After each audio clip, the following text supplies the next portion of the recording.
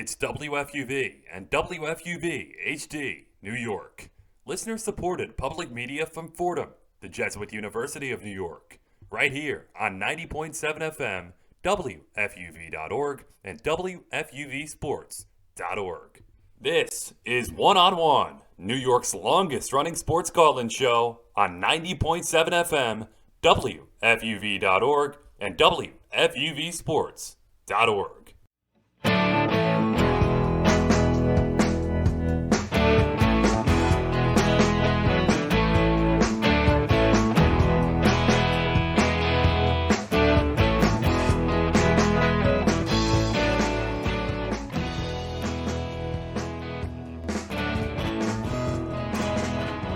Happy Saturday night in New York City. It's One on One, New York's longest running sports call-in show, with you for the next 3 hours on FUV, Facebook Live, YouTube Live. Emmanuel Berbari, Jimmy Sullivan with you. Our producer today, Alex Walls. We'll hear from Nick DeLuca on the headlines coming up in about 15 minutes.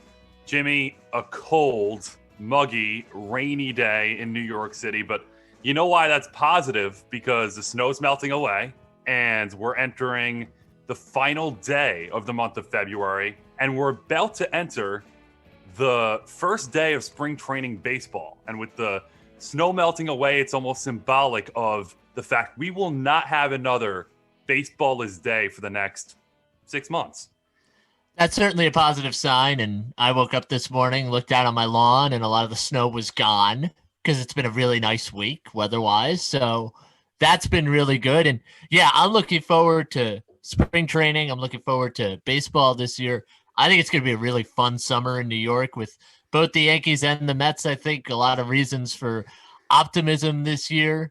And spring training for the Yankees starts tomorrow. For the Mets starts on Monday. And I'm certainly going to be looking forward to spring training, even if some of the games are 5 and 7 innings. It's just good to see baseball, good to see warmer weather. And after this winter we've had with all the snow, with all the bad weather, it's a great sign to be out of that and towards baseball season, which I know you love, I love as well, and I can't wait.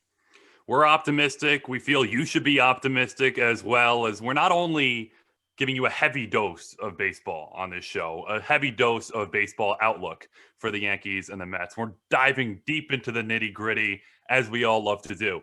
We also are in a situation where the last couple of days we saw the return of fans to New York arenas, and not the biggest hockey guys, we would say. I thought it was just magnificent last night watching the Rangers and the Bruins, that thrashing New York had on Boston. And then you have, albeit limited capacity, an electric Madison Square Garden compared to what we've had over the last several months. And Jimmy, I think that's why we love sports. That's why we follow it so intently. That's why we're in this. That's why we talk about it. And the return of fans coupled with the resumption of baseball, in my opinion, that breeds optimism. It's certainly so. And I don't know if you had covered any Knicks games at the Garden or whatnot. I covered a game, and without fans there, obviously it's a necessary precaution at the time, but it was just weird. And it's weird. They would pipe in the crowd noise, and it was always a little late, and it didn't seem right. And I watched the Knicks the other night. They played the Warriors. It was a loss, but when Julius Randle grabbed the mic and they were chanting MVP, and granted, there was only 2,000 fans there, but it was a loud 2,000 fans. And they're chanting MVP for Randle. They were chanting MVP for Quickly the other night. And it's really good to see. And look, it's not normal. We're not going to be at normal for a while, and we have to accept that. But to just get a couple thousand fans in the building, 10%, I think the capacity at the Garden, was really cool to see. And I think it does make a difference. When you watch the games and you hear that genuine crowd noise as opposed to the piped in chants, I think it makes a real difference for the players, for the viewing experience. So I was really happy to see that, because I just think without fans there, it just didn't seem quite right. It's the closest to normal in quite some time, and we will certainly take it. It will make it all the more special when you have 18,000 fans rearing ready to go in Madison Square Garden, especially with the way the Knicks have been playing. They're a topic of discussion tonight on the show. Plenty of NBA to get into, some NFL headlines coming up with Nick as well.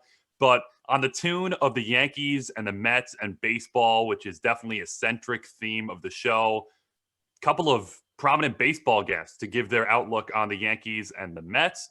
John Jastremski, evening host, weeknights on WFAN. He's going to join us. Michael Kay, the television voice of the Yankees, WFUV Fordham alum, host of the Michael Kay Show.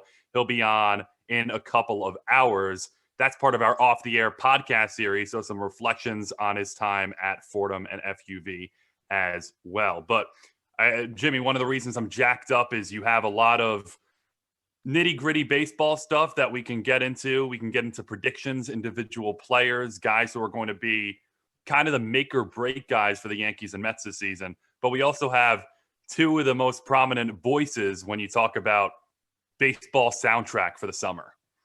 Certainly so. And it's great when you can get, second and third opinions on things, but it's especially great when you can have those types of guys on the show who, follow the team. In Michael's case, the TV voice of the team has been so for a long time. So they're going to have a really good input on what to look out for, who, could be major keys to the team's success. And so I'm really looking forward to talking to them. And there's a lot to get into the weeds with both of these teams. They're both contenders. They both went out and made moves in the offseason, the Mets especially so, with going out and getting Francisco Lindor. And it's an exciting time. And I'll be interested to see what winds up happening. And I think it's a big year for both managers as well, which we'll get into as well. I'm looking forward to it, though. Like, there are a lot of storylines, and as the season goes on, there's going to be even more as these teams get into the heart of their schedules. But I think a lot to look forward to intrigue-wise with not just the Yankees, but also the Mets on the other side of town. We haven't had this in quite some time because each year we love to speculate. Okay, are the Yankees and the Mets going to do this? Are they going to do that? If it's a perfect world, both teams are relevant and contending come August, September. That's been more so the case with the Yankees over the last batch of seasons. But this is the first year, I think, since maybe the early portion of the 2000 century, where you have both teams in a spot where if we're not talking about postseason baseball and potential World Series runs for both come late September, early October, it's a failure. It's a complete and utter failure for both sides. And that hasn't happened in my mind since 06, 07, maybe even backtracking a little bit earlier where you were talking about an actual Subway Series in this town. So the fact we're in a spot where the expectations are so high, it's not only a jubilation type atmosphere in July, in August, and September. It's from the outset. It's from spring training. It's from April and May with the expectations so sky high. And I think that's what we've longed for a while in this town is both teams really have the target in their backs when you consider their respective divisions. Yeah, totally. And I think the goals are different for both teams too, especially the Mets, because a couple of years ago, I was covering the Mets and Brody Van Wagenen got up there in a press conference and said, you know what? We have given our fans meaningful baseball in September. Like it was some type of mission accomplished type thing where they set out to do that. And they said, well, we were within 2-3 games, whatever it was, of making the wild card game. Congratulations. Hooray. And the goals are a lot higher now. The Yankees feel like they can at least win a pennant, if not a World Series. The Mets are going out there. Even if it's not necessarily this year, they're saying, you know what, we are going to be a contender in the National League. We're going to spend the money to do so. The Mets are up to third highest in payroll now in baseball. They have spent the money to back it up, and there's still some more work to do, I think, more long-term in terms of extending some of their players. But the goals, I think, are far different, where it's not just, from the Yankees' point of view, okay, well, we're going to be contenders in the AL East. We're going to try to go through the American League. No, it's you want to win the American League this year. For the Yankees and for the Mets, it's we need to have a much better year, and we feel like we can win the National League East. Now, whether or not they can, I think is debatable. We'll get into that a little more later. But I think the goals, the expectations are just so much higher than they were in the past. And ultimately, I think that's a good thing. One, because obviously you have to, I think, set ambitious goals, especially in New York, where the fans are really demanding of that stuff. But two, I think it also makes for a lot of interesting plot lines where you could sit there and say, all right, when you get to the end of the season, did they win 90 something or even 100 games? And so that'll be interesting to see with both the Yankees and the Mets. It's four different, but in a lot of ways, it's the same because once the Mets are in a spot, which we expect them to be, where they're knocking on the door of a National League East division title or at least a wild card spot, I view it as a level playing field once you get to October baseball. We've seen it so much that it's not always the best team who gets to the dance. So if the Mets get to the postseason in a spot where Jacob deGrom is going to be taking the ball in game one of an NLDS against whoever it may be, that's where you want to be from a New York baseball perspective. And then really it's may the best man or the best team in this case win. So that's where my optimism, my excitement comes from, is both teams should be on that doorstep of doing something special. And we're just in for the ride now. And that ride comes with the inevitable distractions, the controversy, the slumps, the stuff we love as baseball fans in New York. And that hasn't come yet, but it's sure to be here soon. And we just can't wait. And that's really what it boils down to at the end of the day. I always live for whenever Garrett Cole gives up like 4 runs in 5 innings, to see Yankees Twitter after that. I'm not calling out Yankees fans because Mets fans will do the exact same thing in a second. But if he has a subpar start, just the opinions that come out are great. Now, usually about 95% of the time, they're overreactions, right? But that's part of the fun of it, right? That's what's great. I can sit here on opening day. The Mets win on opening day basically every year. Every single year. It's incredible. It's uncanny. And you can sit there and say, well, 162-0, and everybody's like, yeah, on Mets Twitter. I can already see the replies. That there's no chance of that happening, but it's very funny to look at. So I love this time of year because there's so much optimism. Now, in my life, most of the time, it gets dashed by July, August, having rooted for the Mets for a lot of my life. That's the way it's gone. That's the way it is. But I think there's genuine reason this year to sit there and say, hey, we can hold these teams to a higher standard. I'm not looking at this Mets year and saying, you know what, they played meaningful baseball in September. I think that ship has sailed. And I think that's a good thing. I think you've got an owner in Steve Cohen who really has thrown the proverbial Mentos in the Coke can when it comes to Major League Baseball in terms of spending money and really shaking things up with the Mets. I think that makes things very interesting. I think you've got the Yankees who have obviously spent a ton of money, even though that's not necessarily the narrative. So yeah, just a really interesting, good time in New York baseball. And really in baseball as a whole, there are a ton of storylines this year. You've got the Padres and the Dodgers out west, which is, I think, really intriguing. Right. You obviously have the looming labor issues that will come after the end of the season. You have, of course, the storyline of how many fans are going to be at various ballparks across the league, and hopefully we get to see that increase over the course of the season.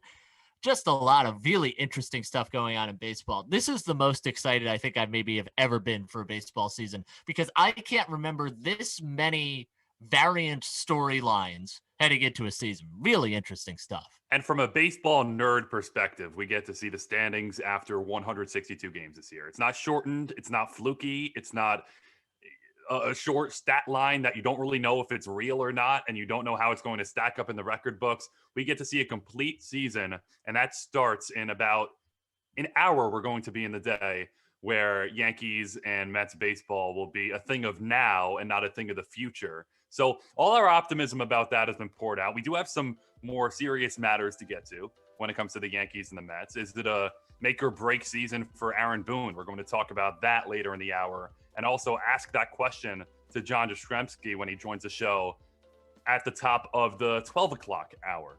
We also have some questions about the Mets. Did they spend enough? You mentioned Steve Cohen and his Mentos and his Coke. Did he explode the bottle enough? Did he really make the waves that he needed to do to make the Mets a team that will be playing in late October rather than just early October? We'll dive into that We'll get into the meat and potatoes when it comes to baseball, but we have a headline segment with Nick DeLuca coming up next. NFL news, some pressing stuff to discuss when it comes to Deshaun Watson. Will he actually end up in a Jets uniform? Russell Wilson, he's now on the table as a potential movement item. Plenty to get to with Nick. We have Jastremski, Michael K on the show today, so stay tuned. We have a lot of baseball discussion and some really nitty-gritty football coming up next.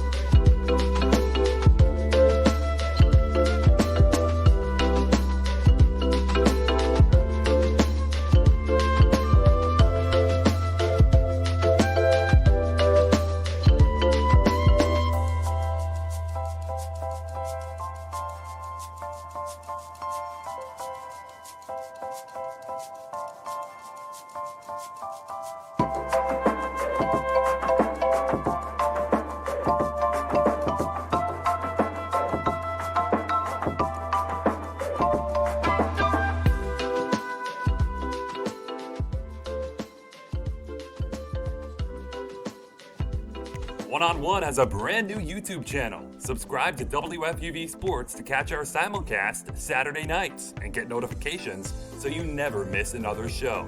Miss the show? You can find on-demand segments, interviews, and highlights every week. WFUV Sports, home to New York's longest-running sports call-in show and the flagship station of Fordham Athletics.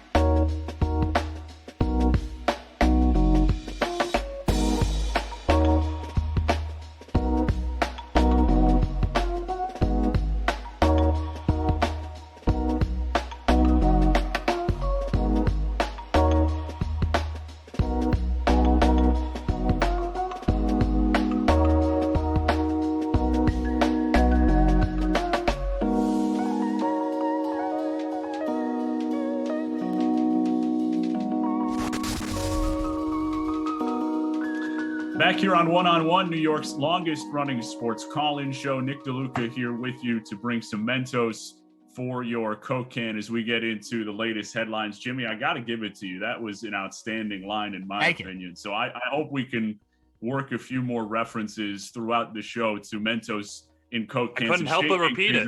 It's too good. I really liked it. I figured I would throw that out there just so you guys know that I was listening a little bit. I mean, I wasn't really paying attention back here. But just, I didn't tune out everything. So I like giving Coke the free publicity here. So. I feel it as a personal resonance to Nick in some way, shape, or form. He was running down the block as a kid, wreaking havoc with those Mentos, and really, people finding their driveway a little bit more fizzy than it was prior. I don't know what you're talking about. Nobody can. I can neither confirm nor deny that perhaps that would have happened as a younger kid in Orchard Park. Regardless, let's get into some football. Russell Wilson. Speculation surrounding the Seattle Seahawks quarterback ramped up this week. Previously reported that Wilson expressed frustration after the season over all the hits that he's taken, stated his desire for more say in personnel decisions. Multiple sources confirmed that Wilson stormed out of a meeting with Seahawks coaches last season as a result of his suggestions for fixing the team's offense were dismissed. This, according to The Athletic. He has not demanded a trade, his agent Mark Rogers told Adam Schefter, who went on to say that Wilson has told the Seahawks he wants to stay and play in Seattle, but if a trade were considered, the only teams he would go to are the Dallas Cowboys, New Orleans Saints, Las Vegas Raiders, and Chicago Bears. So, guys, the thoughts on the latest from Russell Wilson's frustration in Seattle? I think it's been a little bit overblown. And of course, we have to discuss it when it's a premier quarterback like Russell Wilson and some sort of controversy surrounding him and the team. But I think it's becoming more and more common throughout football, throughout sports in general, where there are just kind of not eye to eye, level to level understandings of the power structure within an organization, especially when it's not one that's tried and true, like, some of the premier organizations we talk about in these sports. So I don't think this is going to wind up with Russell Wilson in a different uniform. So that's why I say it's overblown. That's why I say I don't make too much of it. Do they need to figure something out? Do they need to appease their star quarterback? Sure, because as the Seahawks go, Russell Wilson goes, and vice versa. He's going to be the engine behind whatever they do in the coming season. So I do think it's something that needs to be ironed out. If it means a sacrificial lamb being Pete Carroll, I'm all for that. I think that was a convenient take on Twitter this week that you go by the coach if it means keeping Russell Wilson happy and keeping really the engine running. So I think there are things that need to be achieved in order to subside this, but I do not make much of it because I think we're seeing it more and more in the modern era of sports, regardless if we're talking about the National Football League. I think it's interesting because if you look at the top 3 most sacked quarterbacks last year, one of them has already been traded, Carson Wentz going to Indianapolis. Another is likely to be traded, refusing to play for his team. Basically, that's Deshaun Watson. And the third is Russell Wilson. And that's where we are right now. And it's a weird trade fit because if you look at those 4 teams, the best pick Seattle could get out of this is number 10. Now, let's keep in mind, Seattle does not have a first-round pick either this year's draft or next year's draft. That's part of the problem because they've traded away some of that capital. A lot of that was the Jamal Adams trade. So, hey, I don't mind. But I will say that it's an odd trade scenario because there is not an obvious partner here for the Seahawks. If they were, I don't think it's going to happen. There is no ideal partner, and also there's no ideal outcome for the Seahawks because you get a pick. Hooray! Let's throw a parade. But what are you doing at that quarterback position? Yeah, I agree. I will say if it were to happen, this is the way I think it would, and I have to credit Bucky Brooks from NFL Network. I was listening to his podcast with Daniel Jeremiah the other day. And if you look at the 4 teams that Russell Wilson is reportedly willing to go to, one of them has a quarterback who plays the way Pete Carroll wants to play. Ball control, good decisions, don't turn it over. That's Derek Carr.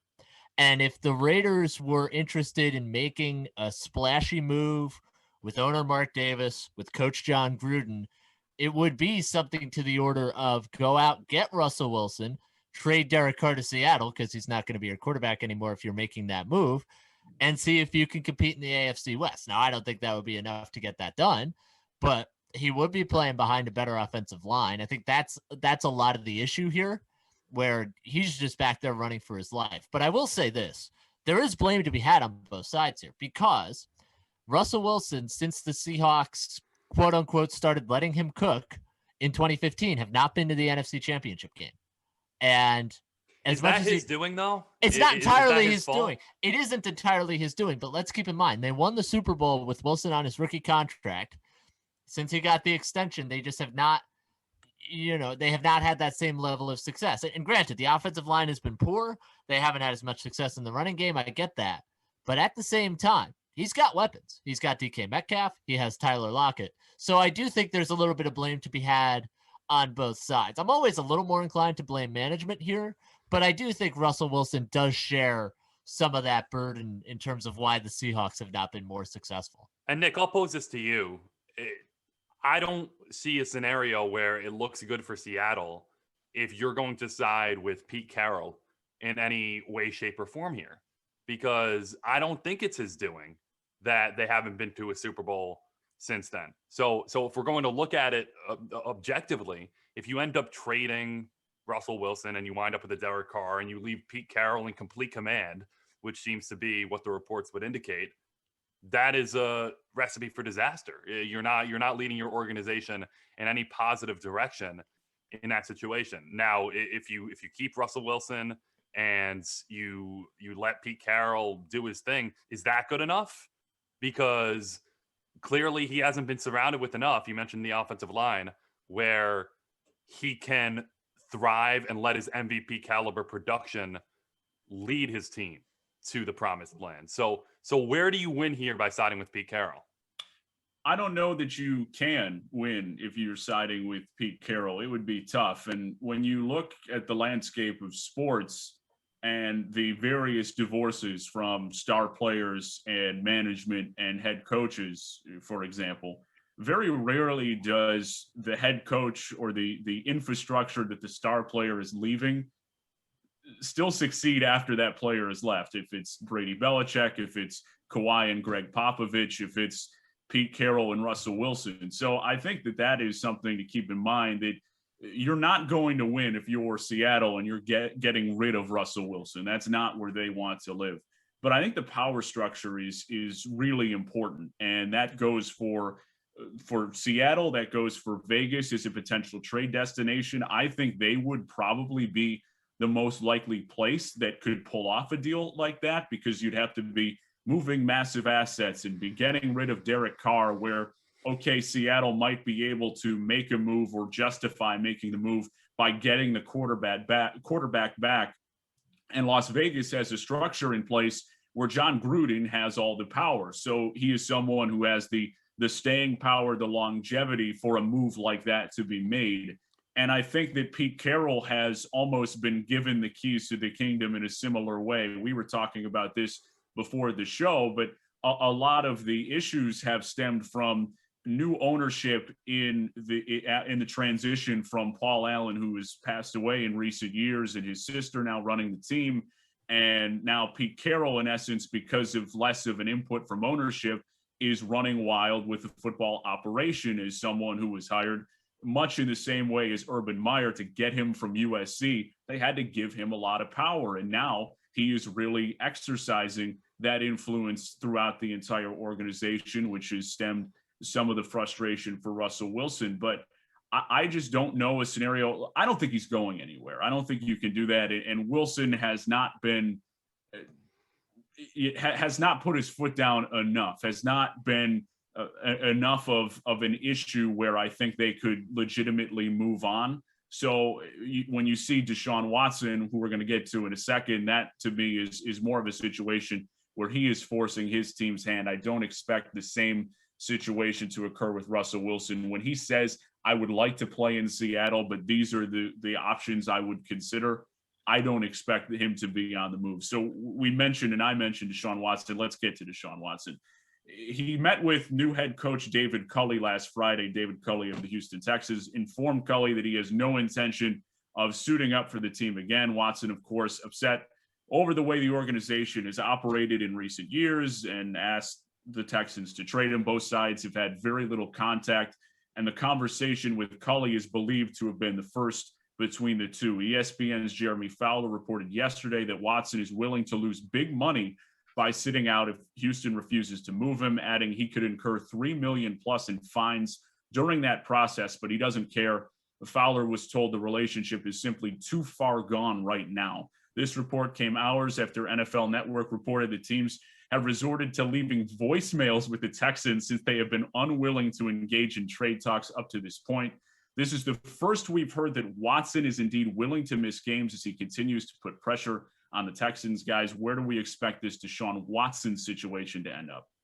He's getting traded. And I think it's a weird situation that's been kind of building up over the last few months, where the Texans are giving every indication they're willing to just hold on to Deshaun Watson regardless of what he thinks, which is a strange take given how these situations normally transpire and wind up. I think from every indication Deshaun Watson has given, and this is what makes it a completely separate situation from that of Russell Wilson, he wants out. He doesn't like where he is. He doesn't believe in the direction of the organization, and rightfully so.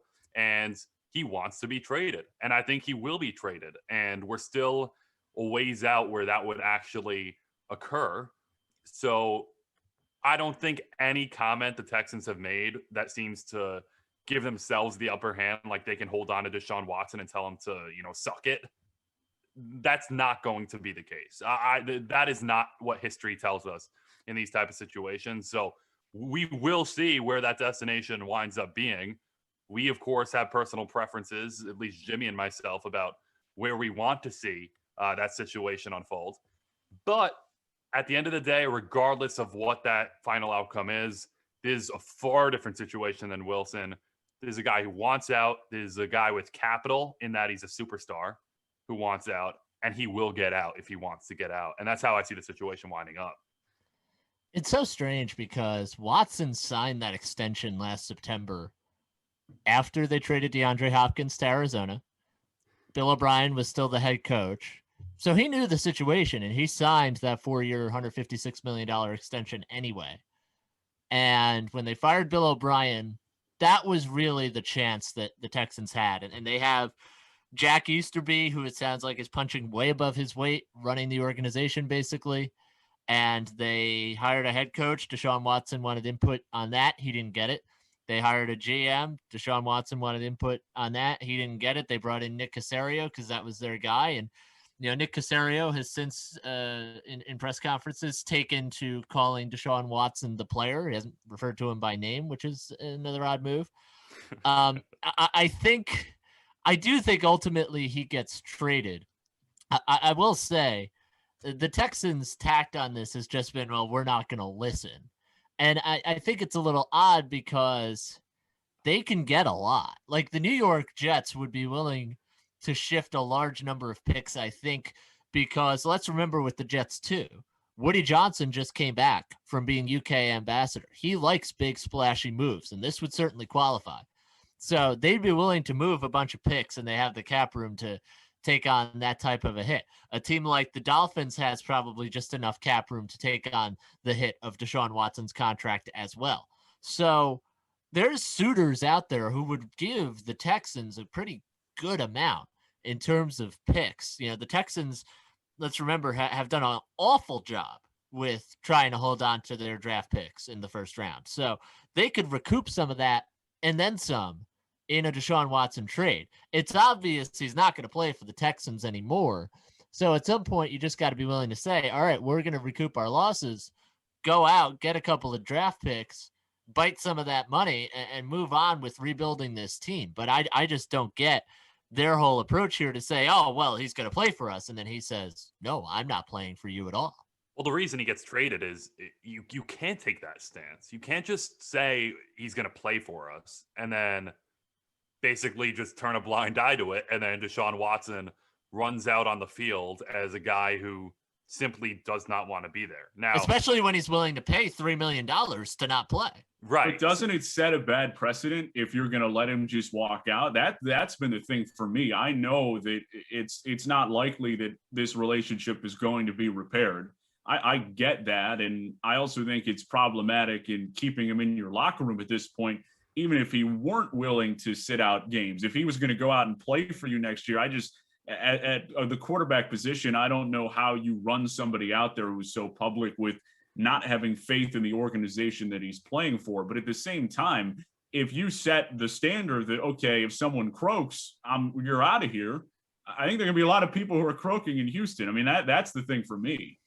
Yeah, and I've been very vocal whenever there's been a situation like this where I'm not a fan of that player organization dynamic where you can let anyone walk all over you. It happens all throughout sports now, especially in the NBA, where you want to trade, you get a trade. And I don't necessarily think it should work that way, especially when you're signing a commitment. And in this case of sports, multi-million-dollar commitments with a team to play and to uphold that commitment, which is a contractual binding. So I don't love the precedent it sets.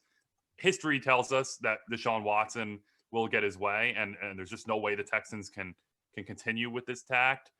But I think you can classify this one maybe as separate and not go down that slippery slope, because Deshaun Watson actually has some gripes in terms of the Texans not being forthright with him about what that partnership was going to entail. So I don't think it's just, Kyrie Irving sitting on X team saying, I'm not happy. I'm not happy about the world right now, and you can trade me. It's not that where now anyone can say, let me go.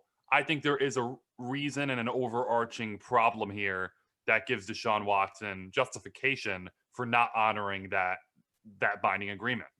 I think it's also different here because it's not like the Texans are just going to be like, all right, we just need to get rid of this guy. He's a problem. They're going to get something back for him. It's not like they're going to let him walk out the door and wind up getting below market value in return. Someone's going to give up a lot for Deshaun Watson. Who that is remains to be seen. But it's not like the Texans are sitting here saying, oh, well, if we let him walk out the door, then they don't have anybody else on this roster who can complain to the level of Deshaun Watson, back it up on the field, and net a lot in return. That sounds like a terrible thing to say, but there's just not a lot of talent on this roster. So I think the Texans just need to sit here and say, okay, we need to figure out the off-ramp here, get as much as we can in return, and move towards a rebuild. But this organization has not demonstrated that they're maybe willing to think that way. So the standoff will continue here, and I think Deshaun Watson ultimately will win. Whenever that happens, I think that's a big question mark. Yeah, it's a tough situation without a doubt. I also think that the overarching consensus that Deshaun Watson is the victim here is a little bit misplaced. I will also, as you rightly pointed out, Jimmy, he signed the extension. He knew what the organization was about.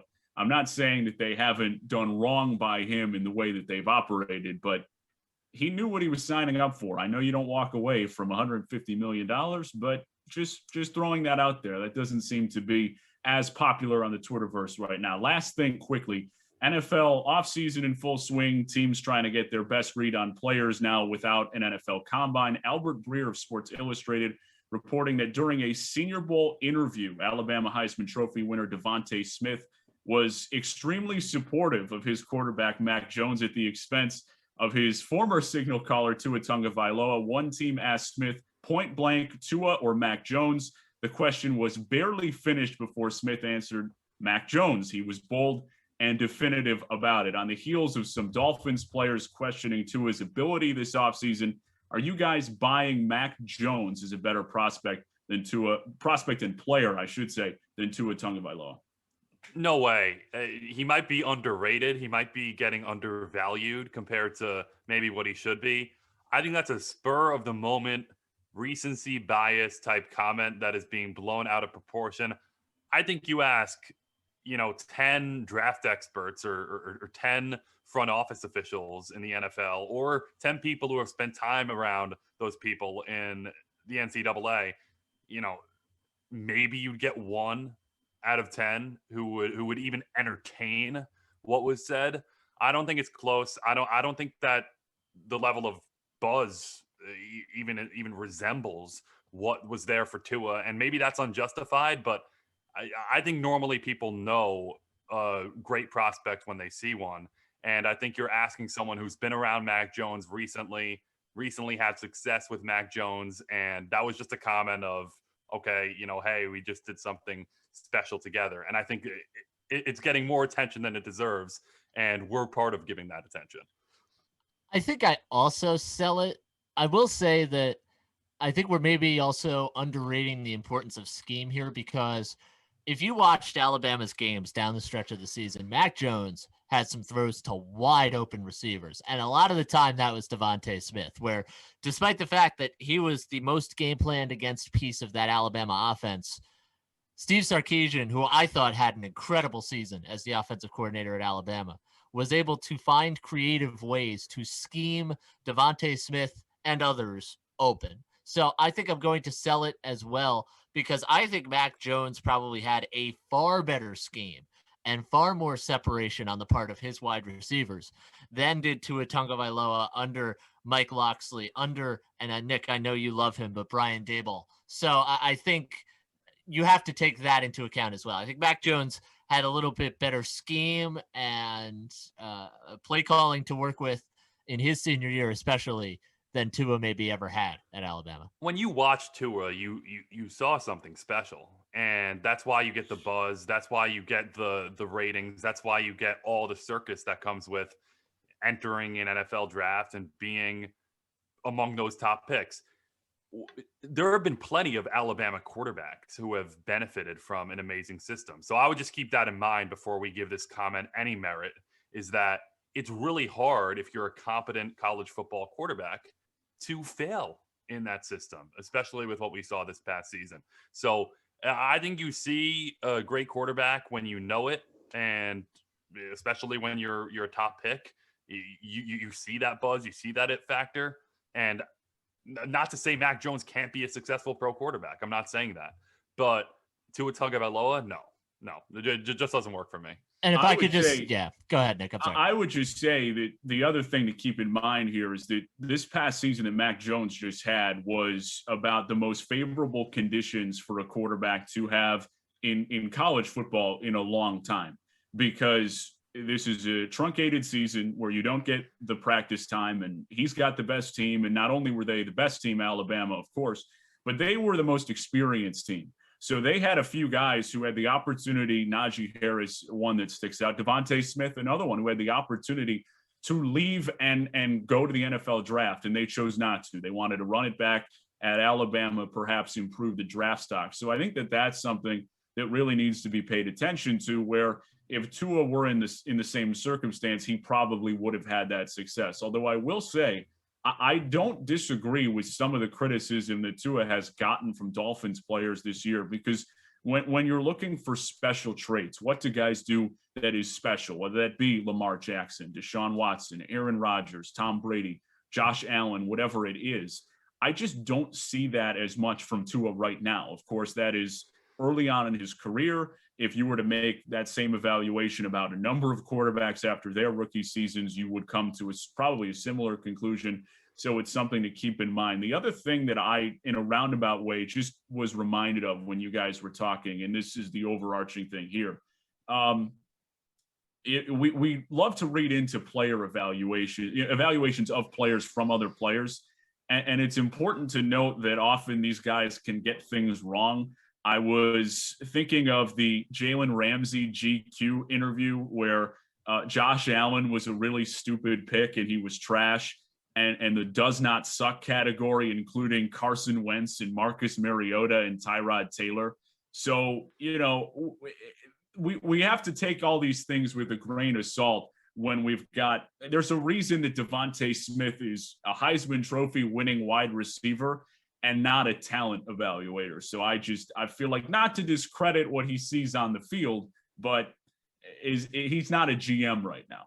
100%. I think we see eye to eye on that final comment for sure. Great stuff, Nick. We'll have you back next hour for more headlines here on One on One. We're 18 minutes away from the final day of February and a first day of Yankee Met baseball and spring training, which will mark the first time for a long time where you can't escape baseball starting in about 18 minutes. So we're excited for that. And with that comes all the ramifications and the speculation surrounding two contending baseball teams in New York this year.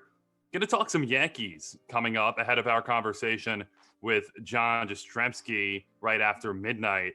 In my mind, and we're going to hear from Jimmy on this as well, this is a complete boom or bust, make or break year for Aaron Boone and this current Yankee core.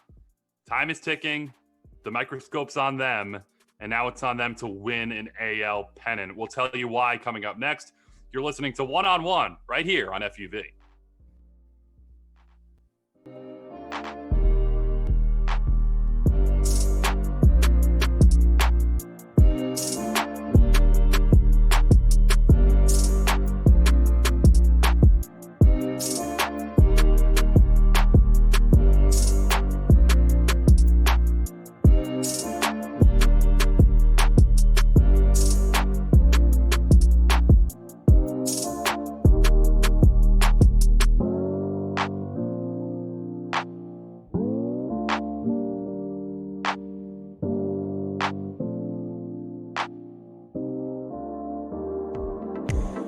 To support the WFUV sports department, Visit support.wfuv.org to become a member or make a one-time donation. WFUV Sports, home to New York's longest-running sports call-in show and the flagship station of Fordham Athletics.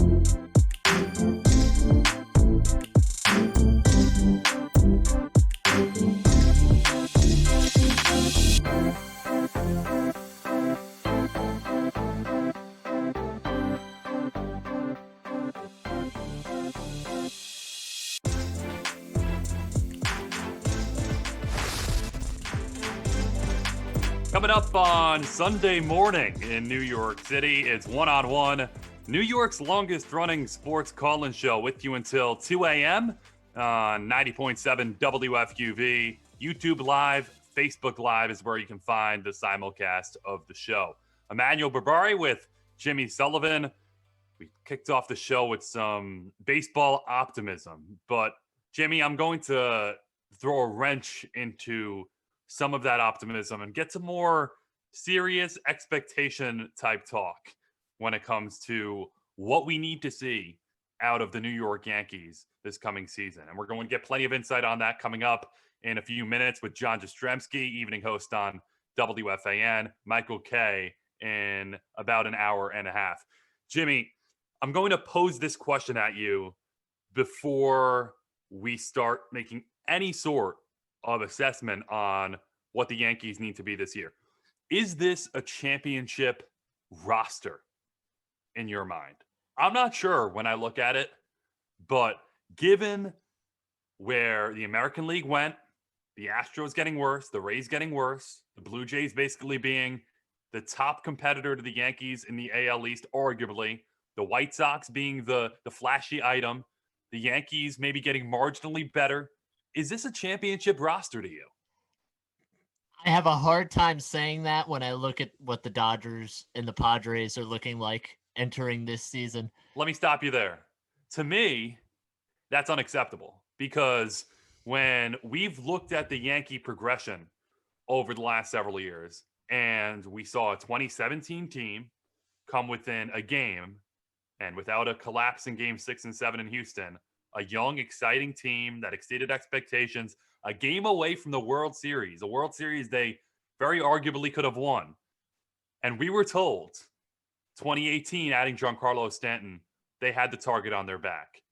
Maybe it was tough to follow up in 2018, but 2019 was going to be their year.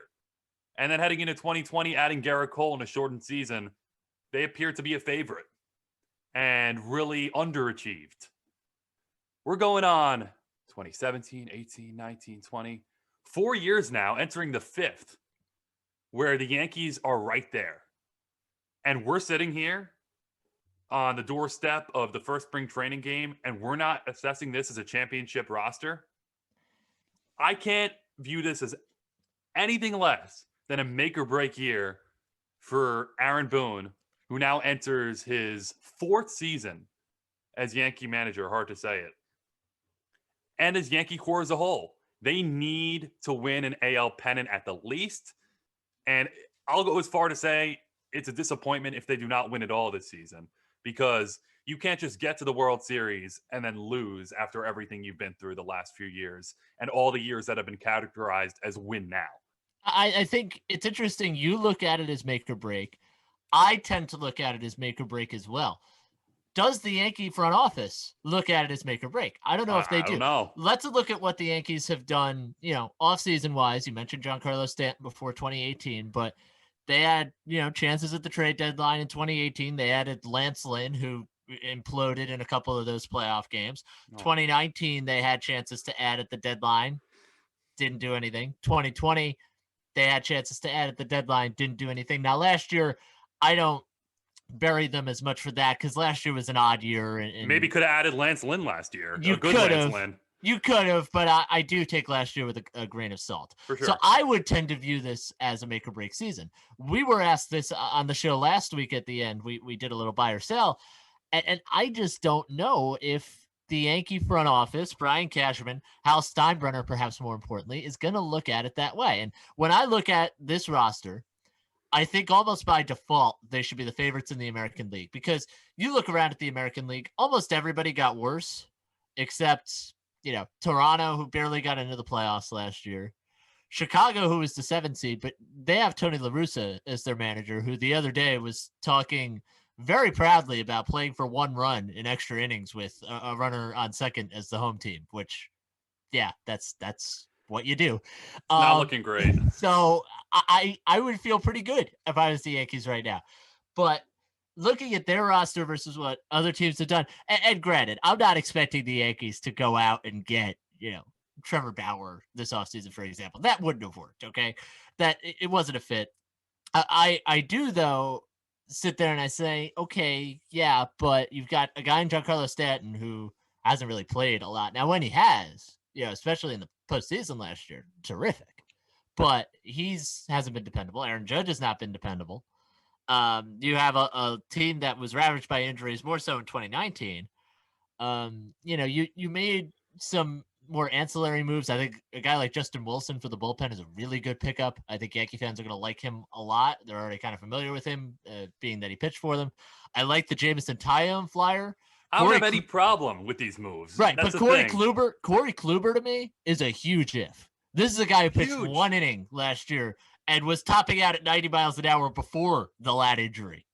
That's a big if to me. No problem with the moves. A lot of them have high upside, and they could blow up in the Yankees' face too, which is part of the issue. I don't think that's the problem here. I think they've done what the Yankees have done over this span of time where we've talked about them being close but no cigar. And aside from Garrett Cole, pitching-wise, they've really taken the same attitude towards pitching the last few years. You stack arms that have high upside, but you don't know if they'll attain that potential. And basically say, let's go to war with these guys and we'll find our postseason starters. I don't love that. And I think the Yankees have been an inch away for so long, and they've been at the door and they haven't kicked it down. So when you look at mid-2018, when, again, not complaining, Garrett Cole is a Yankee, they could have traded for him then. They could have gotten him in that offseason when the Pirates wanted Clint Frazier, and they didn't do it. 2019 was a year where the Yankees won 103 games. We talk about the it factor a lot in this first half for the show, and the Yankees had the it factor that year. A lot of magic to that team. They lose in 6 games to the Astros. That was a year they could have won it all, and they didn't have Garrett Cole to go to war with that year. So they've kind of taken the tact of, okay, let's stack value pieces and it'll work out. It's worked out in terms of winning games. It has not worked out in terms of winning championships. And they rely on a lot of guys that have been unreliable offensively and in the starting rotation. They got to win a pennant. I don't see it any other way. I view it as a disappointment if they don't win it all because they've been so close, and they might need to reevaluate the way they go about their business, the way they build a team, the way this core has been constructed. I could see a scenario, though, just watching the Yankees the last few years, where we mentioned they're bounds away the favorite in the American League right now. I could see them sitting down and watching the ALCS from their couch again. I could see it. Really? And to me, that's not acceptable. And I see that as a very maybe not likely, but at least moderate possibility that they're not playing for that American League Championship again. And what are we doing at that point? That's why I think the onus is on Aaron Boone and this entire Yankee core. It's make or break. You really are going to have to reevaluate if you're not facing off against, let's say, the Dodgers in the World Series. Yeah, I think Boone is interesting because I remember in 2018, like he had a brutal ALDS, managerial wise, just horrible in games 3 and 4, made all the wrong decisions, basically. 2019, I hate to say there was like nothing he can do, but you've got your closer on the mound in a tie game in the 9th inning. You roll with that, and Jose Altuve hits a home run, and a similar thing happens last year with Mike Brasso in Game 5 of the ALDS. But again, you're in a position where you're saying, all right, roll the dice, see what happens. I think a concern that I have with the Yankees, and I have kind of a similar concern, honestly, with the Mets. You talked about stacking arms in the starting rotation, and I look at this Yankees rotation right now. You've got Cole, Kluber, Taillon, but you're an injury or two away, and Severino's coming back too. I should mention that as well. But you're an injury or two away from who are you giving starts at? Michael King? Montgomery's your 2 starter if you get a couple of injuries. Yes. And again, not surprising injuries. If Kluber or Taillon get hurt, you can't say you didn't see it coming. Right. Or you're going to use openers. I mean, that's really the other Correct. thing that you're probably looking at. I mean, Domingo Germán, for example, and this has been a big point of discussion. If the Yankees weren't so far in the hole in pitching depth, I mean, Domingo Germán would be on Mars right now in terms of like should be no distractions. What Yankee players have been saying about him, which I tend to agree with, by the way. But I'm just saying from a depth point of view, like if they had maybe done a little better job of accumulating it, they would not have the need for Domingo Germán to be in camp right now. But that's where they stand. He's there, and you're looking at that. They might. Yeah, I think they need him because you don't go through a season with 5 starters. You're not going to get through the entire season. I think I'll confidently say with Kluber and Taillon taking the ball 32 times. I just don't see that happening. Could they be there come postseason time? Hopefully, for the Yankees' sake. But are they both taking the ball 32 times with no interruption? That's not going to happen. So you need to hold on to a guy like Germán, who in an ideal world should not be there, weighing the team down with these, have to comment on him, have to say he's on thin ice if you're Luke Voigt. For a championship team that needs to win this year, that should not be what you're focusing on from the outset of spring training. And Germán should be able to work out his life elsewhere. He should be able to go home, reassess, rehab, get right, and not do it trying to win a starting rotation spot for the Yankees, at least in my view. And the Yankees don't have the luxury. So given what we've said, given that it's boom or bust, given that they need to win the AL pennant, and you're an injury away from giving Michael King, no disrespect, a lot of meaningful starts, a lot of we need you type starts. That's an issue to me. This rotation could be good. You could boom on a guy like Kluber, and he's close to what he was in 18. Taillon's a guy with a lot of high upside. Cole's Cole. Severino comes back. Again, we're attaching ifs, which is what we shouldn't be doing. Severino comes back, and he looks like Luis Severino. Montgomery's a really solid back end of the rotation arm, and a guy you can potentially rely upon. And then you have the Germáns and the Loaiskas of the world. But again, is that going to happen on a team that needs to win?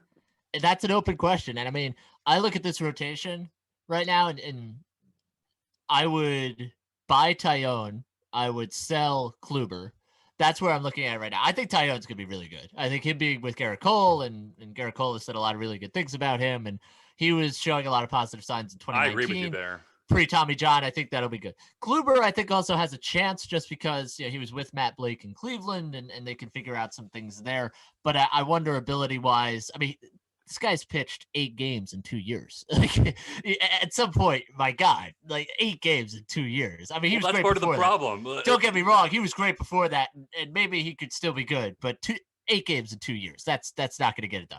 like, what's a success out of Corey Kluber? If he takes the ball 10, 15 times in the regular season and then he's there come game 3 of the ALDS, Yeah, maybe. that's probably a success because he's still there come the postseason. But that's a lot for $11 million. $11 million to take the ball 10 times in an 162 game season, maybe.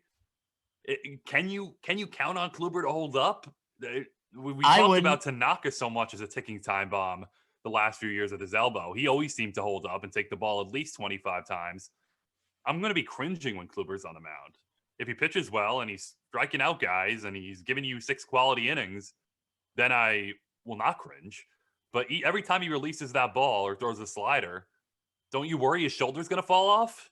Yeah, but also there's also the question of the velocity that I mentioned before. He was at 90 or 91 before this injury. I mean, how many bats is he going to miss? Honestly, I mean, if his fastball is topping out high 80s, that doesn't miss a lot of bats in today's baseball. Like high 80s wouldn't have got it done 20 years ago. It definitely doesn't get it done now when everybody's throwing 95 or above. Not to overreact, but you're looking intra-squad the other day, and he's throwing 90 on the outside corner, and Luke Voit must have hit it off him 450 feet to center field. I mean, geez, the boom off the bat there. Not to judge off one at bat against the reigning American League home run leader in Luke Voit, but the Yankees are going to need a real boom from one of these guys. Let's say Kluber doesn't pan out. They'll need in return Tyone to be really good in order for this rotation to be what you want it to be. Because Severino coming back, and a lot of people forget how lethal Severino can be because he's looming out there and he's been hurt so much. Even before the Tommy John, he had a lot of the forearm issues and stuff that kept him out of the fray for much of 2019 before the playoffs. So a lot of people forget of what Severino is capable of, but I can't task anyone coming back from Tommy John surgery to just slide back in and be what they were. If Severino comes back and is a 3-4 inning guy or a utility type pitcher who can give you a start and sometimes come out of the bullpen, piggyback an opener, you have to be pleased because he's coming off a major injury. So I can't look at it as Cole Severino like the Yankees intended. I view it as one of Kluber and Tyone has to hit, or else you're in dire straits for a team. Again, this is a must. We can't be going another year of watching Rays Astros in the ALCS. That can't happen. If that happens, where are we going next year? Yeah, as Yankee fans. I will say though, if you look at the rotation, just to play a little devil's advocate here, if you get to a playoff series and you sit there with, let's just say hypothetically, Cole, Tyone, Severino, figure it out for game 4, that gives you a chance. That's pretty good. That is almost an ideal scenario in some ways. And let's say Montgomery, who, again, the numbers wouldn't show it last year, but showed up in game 4 of the ALDS. He's a guy who doesn't shy away from the moment. I could see him putting together a productive full season now that he has some experience under his belt. You throw a lefty into that equation for maybe a game 4. I like that look. I do. And then maybe a Herman or one of these other depth options they're throwing out there becomes Davy Garcia. Those guys become 2-3 inning guys out of the bullpen, potentially backing up an opener if you need it. I think you need to get yourself into a situation where guys like Herman and Davy Garcia are luxuries, where they're really a major plus. You can't be, and I left out Garcia out of that mix before. The Yankees have high hopes for him. I'm just not sure how much of his handful of starts last year will translate into a season where the league knows him. And he's another guy who doesn't throw awfully hard. And a lot of people were hailing Davy Garcia as this guy last year. And I wasn't that high going into the postseason because he's a guy throwing 92, 93, pretty flat, really good curveball, high upside, no fear. But he's not a number 2. No. If Garcia is your number 2, would that be championship level? Probably not. I will say just quickly before we go here, because I know we got to hit a station break. If you were to sit here right now, and again, there's a long way till October. I'm not, I sometimes don't love this game. But if you were to say right now, do you think the Yankees win the AL pennant? I'll go first. I'll say yes just by default because I really don't see anybody else in the AL who I'd feel good about rolling with into the season. I say yes. From what I've seen, I'm not guns blazing. I'm not ultra confident. And that worries me because I've seen this story play out a lot. But who's better than them? Which is why it is make or break. Who's better than them? Who can they explain away losing to right now? I don't see that team. I mean, maybe Chicago if they have a great season, but again, I'm skeptical of them with Tony La Russa. The Rays were good, and I view last year as inexcusable too because you can't explain away losing to the Rays and having the Rays basically run all over you the entire season, embarrass you. But Astros, excusable. Red Sox, 108-win team, excusable. 2017, anything further than the wild card game was just gravy. And they almost took it all the way to the World Series. So there's not a team you can explain away losing to, other than the Dodgers in the World Series or a really potent NL team when you've already won an AL pennant, which you haven't done yet. So I say yes, but I say it with a large question mark. And I think that question mark comes down to what we were just talking about. What does that rotation look like? Will the Yankees get those unlikeliest of sources productions in the postseason that we see from every championship team? Will a Gio Urshela, who's actually done it in some of these postseasons, will he be a guy who goes on a tear? Will, someone we don't expect in Aaron Hicks just be a god come playoff time? Someone beyond the usual suspects, and frankly, will Aaron Judge be a top 5 player in baseball, which we all know he can be if he's on the field? A lot of these question marks are attached next to that AL pennant expectation, and we'll ask about some of those question marks. John Jastremski, evening host, WFAN. JJ After Dark also hosts Odds on Sports. You see him on SNY. He'll be with us in just a couple of minutes, so hang in there. All those questions we just posed with the Yankees, JJ gives us his take, and it's coming up next. It's WFUV and WFUV HD, New York. Listener-supported public media from Fordham, the Jesuit University of New York. Right here on 90.7 FM, WFUV.org, and WFUVsports.org. This new Sports Call-In Show on 90.7 FM, WFUV.org, and WFUVsports.org. Back on One, Emmanuel Berbari alongside Jimmy Sullivan. Pleased to welcome in John Jastremski. You hear him weeknights on WFAN, Odds on Sports, JJ After Dark. You see him on SNY. JJ, thanks for a couple of minutes. Thanks for being here. I appreciate that kind introduction. I mean, that's an absolute thing of beauty. My pleasure, fellas. It's always good to be on with a couple of hardworking Fordham Rams. So let's have some fun here. What do you guys got?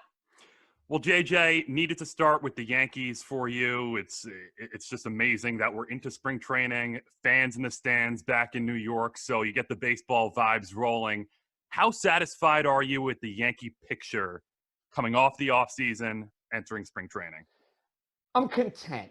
I think that's the best way to look at it. I didn't expect the Yankees to go and spend, $400 or $500 million this offseason. I think anybody who was of that mindset wasn't paying attention, not only because of the pandemic, but with the Yankees, when it comes to free agents, they usually target a certain amount of guys. And there are some winners where they're not going to be as proactive. A year ago, they just gave Garrett Cole, 9 years, $300+ million. They knew they had to re-sign DJ LeMahieu, who's the heart and soul of the team. I can tweak a move here or a move there, but for the most part, they added to their starting rotation. Their bullpen is better than it was, and they made sure DJ LeMahieu is back. It's not the knock your socks off type of offseason, but I don't know how you can go into this year and try to make the case that anybody in the American League is better. JJ, you talked about the Yankees offseason, and you said you're content with the whole picture. I think for a lot of fans, the biggest area of need was the starting rotation. They go out, they get Jameson Taillon from the Pirates. They signed Corey Kluber in free agency, who basically didn't pitch last year. Do you think those additions, in addition to what they have on the roster right now, is enough to address the issues that they had in that starting rotation last season? Oh, that's $1 million question. I wish I had an answer for you because I have no idea. I have no idea what to expect out of Corey Kluber. You basically haven't seen him in 2 years. The Yankees swear by him. I know he's tight with Cressy, who's the strength and conditioning guy. So the Yankees feel like they have a leg up with Corey Kluber. Well, they better be right about that. Jamison Taillon is a guy that I really like. I think his stuff is terrific. I think the Yankees were able to buy low. Here's the problem. The Yankees have gone down this road a lot with these sort of high upside type of pitchers. Think James Paxton. Think Javi Vasquez. Think Michael Pineda, Sonny Gray. I don't want to keep lecturing you guys on this, but the point I'm trying to make is Brian Cashman doesn't have a great track record when it comes to adding starting pitchers who were kind of in that like mid-tier. He just doesn't have it. He'll get a Garrett Cole. He'll get a CC Sabathia, but that mid-tier guy usually flops. But then you have Garcia, the return of Luis Severino. Who knows what you're getting out of Domingo Germán? Here's what I like about what the Yankees did, though, guys. They took a bunch of dudes. They got about 7, 8 guys. They said, all right, we need about 4 of these guys to be good. Can 4 of them, or maybe 3 of them, assuming Cole is a given, go and give you enough innings and complement a loaded lineup that's going to score a ton of runs in the regular season and a bullpen that, to me, is much deeper than it was last year. John Jastremski with us here on One. I'm happy you mentioned Severino because when you start to map out in that crystal ball what a potential playoff rotation would look like, and that's, of course, extremely hard to do given the depth and the question marks in the rotation. When you look into that crystal ball, who's that number 2 slotting behind Cole if we, let's say, fast forwarded to October? Wow, Manny. That is a wonderful question and one that I don't have an answer for right now because I think the Yankees want it to be Corey Kluber. I really do. I think the Yankees are hoping and banking on the fact that they're going to get 2014 to 2018 Corey Kluber at some point, even if they're going to have to manage his innings and he's not going to give them, 180 or 190. I think they made that move for the postseason. Now, Severino could be that guy, but who knows coming off of Tommy John surgery? We saw Matt Harvey in 2015 really do a good job bouncing back and hitting the ground running. Other guys, though, it might take them a year to really find their footing. So I think we'll see Severino, how he's going to pitch, what he's going to look like, who knows? And here's the other thing with Luis. His playoff track record, guys, is not very good. I mean, if you look at 2017, not good. 2018 against the Red Sox, I remember being at the Ocean Casino in Atlantic City. I basically took money and flushed it down the toilet that night betting on the Yankees against Boston. And even in 2019 or 2020, I should say, whatever the last year Severino was in the playoffs, 2019, he had that so-so start against the Astros and only went like 4+ innings against the Minnesota Twins. Not like you're getting Madison Bumgarner coming out and answering all of these playoff questions. Severino's got a lot to prove come October. And JJ, another move that the Yankees made recently was the re-signing of Brett Gardner. And I know you're a big Brett Gardner guy. How happy were you to see that he'll be back in pinstripes for at least one more year? It's funny, Jim. I get so many tweets and sometimes irrational calls from Yankee fans upset about the fact that, Brett Gardner's back on the team, and it blows my mind. I got to be perfectly honest. It blows my mind because the idea of bringing Brett Gardner back is not like the idea of making him an everyday player. It's not like I'm rooting on Brett Gardner to get 550 at-bats for the Yankees. If that happens, fellas, something went terribly wrong for the Yankees this year, and it means either Aaron Hicks or Aaron Judge again missed a significant amount of time. They need a backup center fielder. They need lefty bats. They need a guy who's a pretty darn good defender. Brett Gardner checks all those boxes. He is a great leader within the Yankee clubhouse. The team loves him. and they brought him back for minimal money. Like, there's no reason anybody should be belly aching about that signing. But let's make it perfectly clear. Quinn Frazier has earned his keep. Quinn Frazier has earned his place. He's the everyday left fielder on this team. So let's get that out in the open. That said, bringing back Gardner as the team's fourth outfielder, absolute no-brainer. JJ, this year 5 of what you could call this Yankee core that was assembled mid-2016, 2017, they had the greater than expectations type run, and then they've had basically World Series or bust expectations since 2018. So being that it's year 5 and most of the band is back together, the rest of the American League got worse while you could argue the Yankees got better. Is this a make or break year for Aaron Boone? I think so, Manny. I think they have to go to the World Series this year.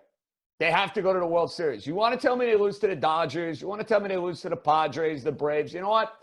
I could probably stomach that. There is no excuse for the Yankees to be sitting at home when some other team in the American League's playing in the World Series. And I don't want to hear about Chicago. They're better. They're probably the Yankees' biggest threat. Toronto is not there yet. They're going to be tough in the regular season. They don't have any starting pitching that scares me. Their bullpen's not as good as the Yankees. Tampa, on the other hand, got worse. You take away Charlie Morton, the Yankee killer. You take away Blake Snell. Now, I don't underestimate the Rays. They're always a team that's going to be in the mix. But if the Yankees are losing to one of these teams in the playoffs, how do you come back and say to your fans, it's okay, we're going to get them next year? That doesn't work in New York City, guys. Like, you know, they've done that the last couple of years, and I don't want to sound like irrational because I'm not. I have defended the organization. I've preached patience. You know, I wanted them to get more left-handed this offseason, but I heard Brian Cashman. You know, he said, look, Luke Voigt, who is a guy that, honestly, I would have looked to move. I thought it was the perfect sell-high point with Luke Voigt. Cash's point was, look, I'm not going to go and get a first baseman who's half as good just because he's left-handed. I get all that. But if you lose in the playoffs again, don't you have to question what's going on where you kind of have peaked? This group, this core, that goes for everybody. Players, the manager, the general manager. I think everybody's got to be on notice. And I think the team would have to look drastically different going into next year if they don't get to the World Series. And you're talking about those expectations, and I think all of us here agree that they're the favorites in the American League, if anything, almost by default. But with the way they've kind of conducted business over the last couple of years, they haven't made, you know, big moves at the trade deadline when they had those opportunities. They didn't make any huge moves necessarily in this offseason, although they did re-sign DJ LeMahieu. Do you think the organization itself in the front office has done enough to justify, you know, having those huge expectations? Because obviously they're going to go into this season basically World Series or bust. But do you think that Brian Cashman, the front office, the organization has done enough to justify going to Aaron Boone and say, look, this year it's put up or shut up? Yeah, I do. I mean, I do. Number one, I look at the American League. Teams got worse. The Yankees, for the most part, status quo. And I don't need to go and get a $300 million free agent every year. You know, like they went and signed Garrett Cole to a 9-year record-breaking contract. Now, have there been moments where you can get on the Yankee brass for maybe not going that extra mile? Yeah, I think that you can. I think there are instances where, you know, they haven't brought in player X or they haven't made a run at player Y. But like this offseason, I ask you guys this. Aside from Michael Brantley, who to me would have fit the Yankees perfectly, lefty bat, puts the bat on the ball, you know, maybe you could have moved Quinn Frazier in a deal. Who is the guy that you would have gone and signed? Like Trevor Bauer? There was no, but the Yankees were never signing Trevor Bauer. He and Garrett Cole can't stand one another. They were not going to bring that dynamic into the Yankee clubhouse. You got Bauer, who is on God knows what wavelength, and Garrett Cole, who basically is this like go-getter, no-nonsense bulldog. You're going to tell your $300 million man, 9-year contract, and guess what? We're bringing in a guy that you couldn't stand when you pictured him at UCLA. That was not going to happen. Like, and I'm okay with the Yankees not getting Trevor Bauer. He in New York would have been a disaster here. So I just don't know what move specifically here this offseason you guys wanted to see. JJ, Wrapping up here, it's supposed to be a fun summer of baseball in New York. The Mets really went for it this offseason, fell short of a couple of the marquee acquisitions that fans probably hoped they would have made. When you look at this Mets offseason, adding Francisco Lindor, adding James McCann, adding Carlos Carrasco to the rotation, and adding some bullpen depth as well, is this a bust offseason for you, or is it a boom offseason for you? Yeah, I think some Met fans are taking, the expectations of Steve Cohen coming in, and they're assuming that they're going to have a $500 million payroll overnight. I'm sorry. It doesn't work that way.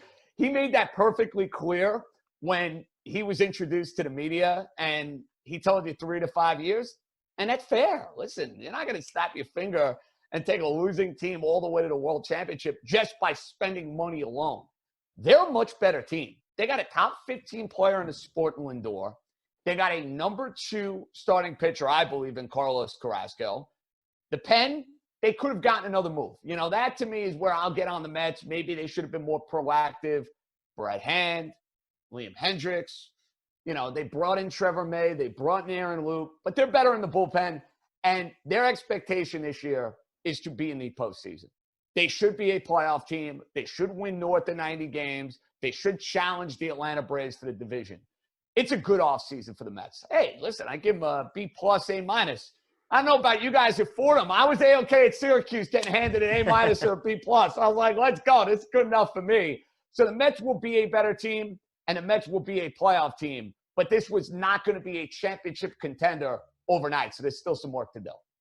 Certainly good enough for me as well. And I think for all the unrealistic expectations that Mets fans had about getting this guy and that guy and the other, I think one realistic expectation a lot of fans do have is extending Francisco Lindor and keeping him in Queens for a long time. How important do you think that is, not just to have a player of his talent, but also for the Steve Cohen regime to be able to not only make that move for Francisco Lindor, but be able to extend him and keep him in Queens for a long time, however many years that may be? I guarantee that Francisco Lindor signs a long-term contract with the Mets. Guaranteed. The only way it doesn't happen is if Francisco Lindor stinks this year and all of a sudden your thoughts and what you believe in him as a player has dramatically changed. If he's the guy he was with the Cleveland Indians, which I think all 3 of us can assume at this point, the Mets are going to give him 8 or 9 years. They're going to pay him a boatload of money, and he is going to be the new face of the franchise. DeGrom is the best player on the team, but he's a pitcher. He only is going to go out there 1 out of every 5 days. Lindor's that guy that, you see him at shortstop. He should be leading off for this team. Any Met fan who thinks, we're not going to sign this guy, we can't afford this guy, that is where you have to launch, period. He's going to be a Met. JJ, real quick, you're a big sports betting guy. I have this over-under for the Yankees this year for you. Giancarlo Stanton and Aaron Judge, over-under 200 games played. Oh, wow.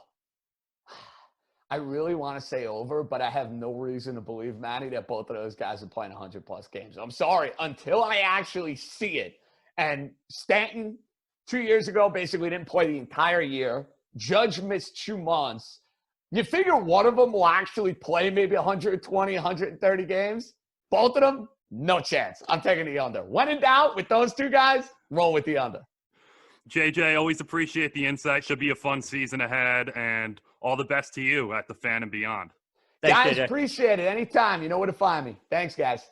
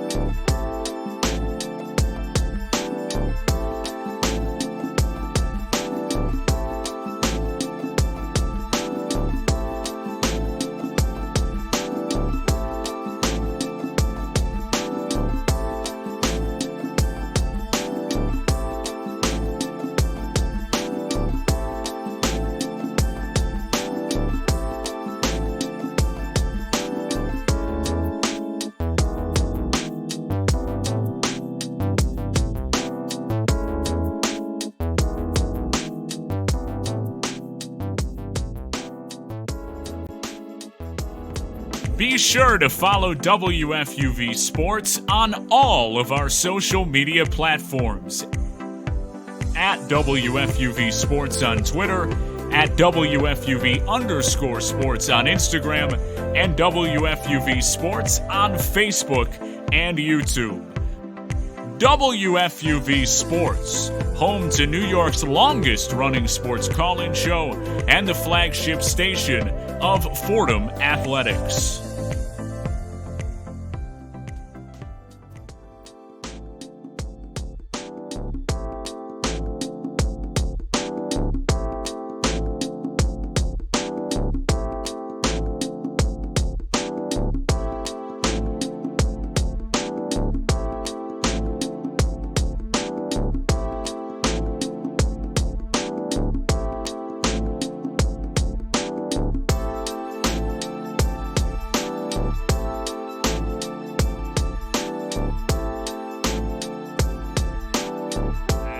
Energy brought from John Jastremski of WFAN. Still more Yankee-centric guests to be had. Michael Kay coming on in about an hour, so stay tuned for that. The television voice of the Yankees joining our off-the-air podcast series to reflect on his time at Fordham, FUV, and much more.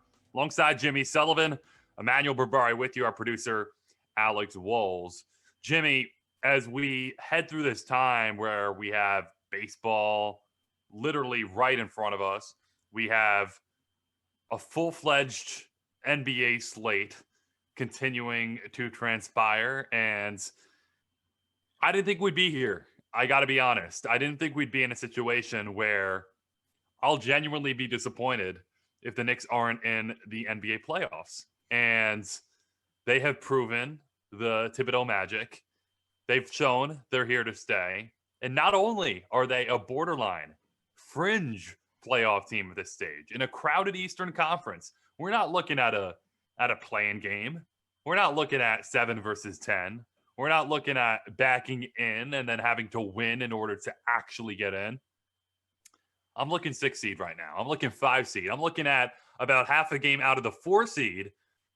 Jimmy, I don't know what to make of it because we are now moving the goalposts in terms of expectations for the Knicks. We are getting into dangerous territory where we are going to start making unrealistic promises to each other about what we can agree on is the theme, the success model for this season.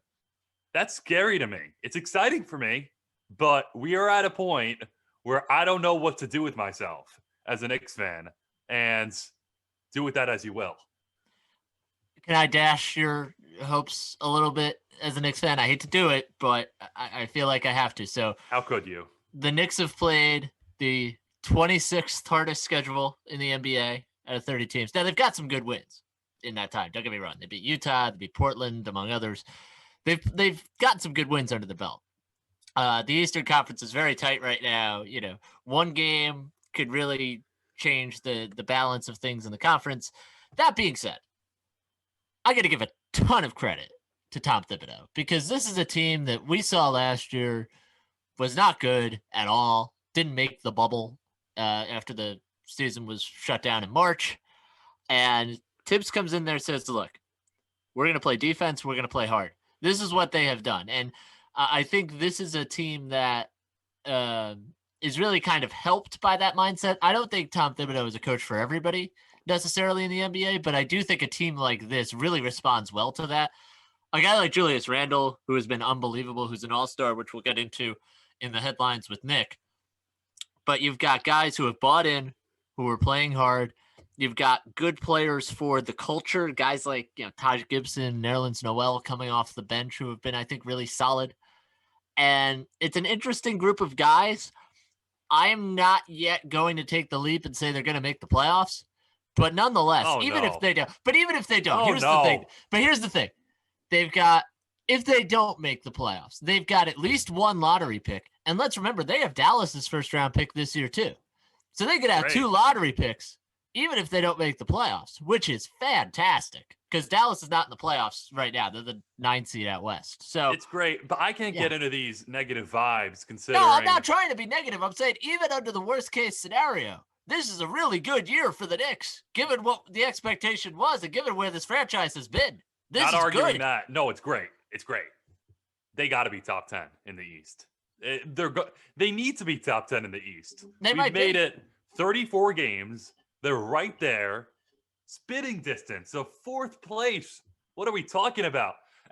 Again, it's all how you phrase things in life. The Knicks are arguably a top 4 team in the Eastern Conference right now. What are we doing?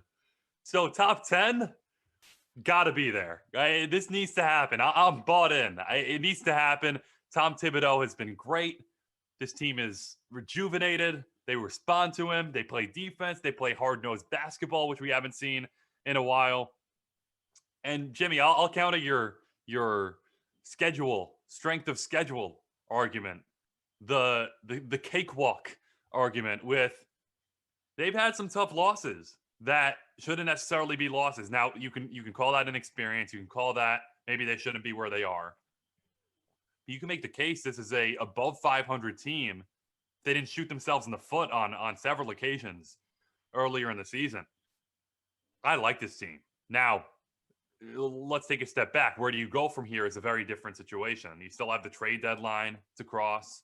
They already acquired a Derrick Rose, which is I think a vastly underrated move for a team that could be contending. To have someone there who's been there and done that, he's been a welcome addition. Where do you go here? Because there is the possibility, although these rumors have been denounced with the Bradley Beals of the world, where you could make a splash and you could really make this not only a successful season, but a wildly successful one, and one that cements a bridge that puts the Knicks on the map sooner rather than later. This offseason, the following offseason, and they take that next leap. Or you ride it out with this team. You basically cement yourself as a team who plays hard, who Tom Thibodeau brought back to life. You go from there in this offseason with the picks that you mentioned. There are different trajectories you can take if you're the Knicks front office. They're good problems to have. But top 10, I'm sneezing at top 10 right now. What I'm looking at as a Knicks fan is a playoff series with the Nets where we're taking a game 3 at the Garden, we're buzzing with now 50% capacity. Kevin Durant misses a shot at the buzzer, and you're hanging that banner at Madison Square Garden. 2021 came back from the dead and beat the Nets in a playoff game. The mighty, mighty Nets. That's what I'm looking at as a Knicks fan right now. I'm not looking at 10th place. I'm setting my aspirations at demoralizing the Nets in a playoff game at Madison Square Garden. That's what I'm looking at. I will say people on Knicks Twitter have posted the parade route over a lot less. So I don't blame you in your optimism there. I will also say that this is the first time in a while panning out here beyond this year's Knicks team. Not just with this team you have to feel good about. I think you have to feel, actually, as wild as this may sound, good about the direction of the Knicks franchise. You've got a guy in Leon Rose who seems to really understand basketball, and at minimum has also put better people in positions in the front office.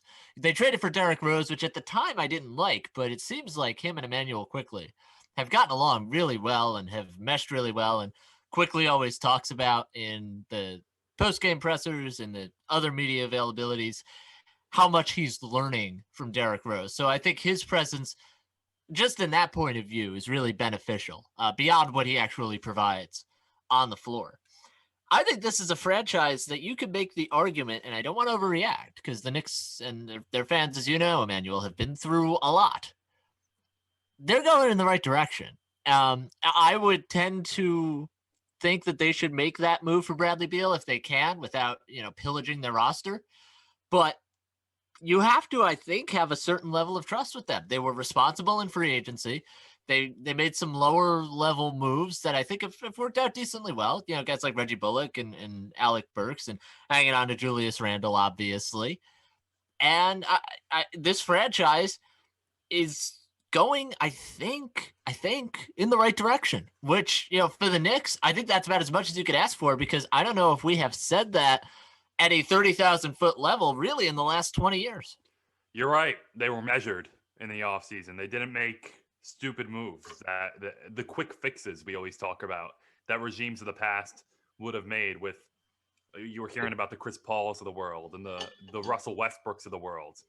Would Chris Paul have been a welcome addition? More so than Westbrook, but they steered clear of all of that. They made these under the radar moves. Even someone like Miles Powell that they brought in, I'm surprised he hasn't gotten any run. Hasn't been to their detriment, but just an example of how they stayed very measured. They charted the course and they stayed on it. Now it's a question of how they finish it, because I think there is an end in sight here. There is, dare I say, really competitive playoff basketball in sight in the not too distant future. Not to say this year, but within the next 18 months, we could be seeing that if the proper moves are made. Now it's not, okay, are we going to trade Felton and Gallinari and Mozgov and the entire team for Carmelo Anthony? Or are we going to keep some of those assets and make ourselves just a well-oiled machine in a few years? That's the decision in front of the Knicks, and one they've messed up plenty of times. So I'm taking my top 5 team in the East, and I'm going to take it with a lot of pride. And then it's on this front office to prove their worth, to prove their stay. And we'll see if it happens, but I'm going to take that and sleep nicely on my pillow tonight. I think we do need to be clear. Like, I do think this team needs a star at some point. You know, Julius Randle can be that guy with the way he's played this year. You go out and get another guy like that. Now you're really talking. But nonetheless, this team plays really hard. They could make the playoffs. I'm not discounting that possibility at all. And if they do, I think that would be really good experience for this young team. I want to close on this. I want to steal a talking point I saw on ESPN last night. I think it's interesting to look at New York basketball. Nets, Knicks, obviously way different expectations, apples to oranges comparison. Which coach is doing the better job? Is it Thibodeau? Is it Steve Nash? I think it's a fascinating discussion. No, it's not. No, I do, because I think you can make the Why? argument for Steve. I think you could make the argument for Steve Nash. I'm inclined to say Thibodeau. But here's the thing. You've got huge personalities in Brooklyn. You've got guys in and out of the lineup all the time, and the Nets just keep winning. So I do think you have to give Steve Nash a lot of credit, even though it seems like sometimes he's just really in charge of vibes and nothing else in Brooklyn. Correct. And I think the narrative has shifted on Nash a lot, and he didn't know what he was doing the first 10 to 15 games of the season. I don't think anyone thought Nash was doing a great job. And you have Thibodeau, who's coaching a Knicks team that people expected to win 25 to 30 games, into a potential postseason scenario with let's be frank about it. As good as the trajectory is, this is not a gifted basketball team. This is not an amazing roster.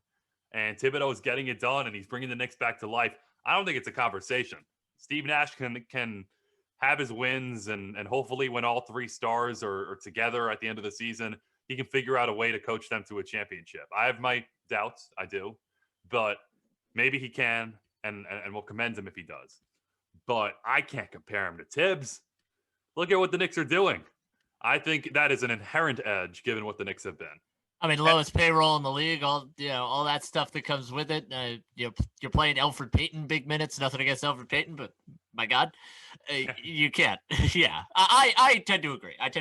Although I do think I would give Steve Nash some credit for this year, because I think juggling the lineup changes, the guys who have been in and out, and I think getting James Harden and managing the locker room, I do think he deserves some credit for that, because there's a lot of big personalities over there, and he seemed to manage them really well. That'll give you, and they have not fallen apart, and they are essentially, give or take a game, the 1 seed in the East now, and they're going to continue to be, regardless of who plays, who's out, who's in, who needs load management, how long Durant is out.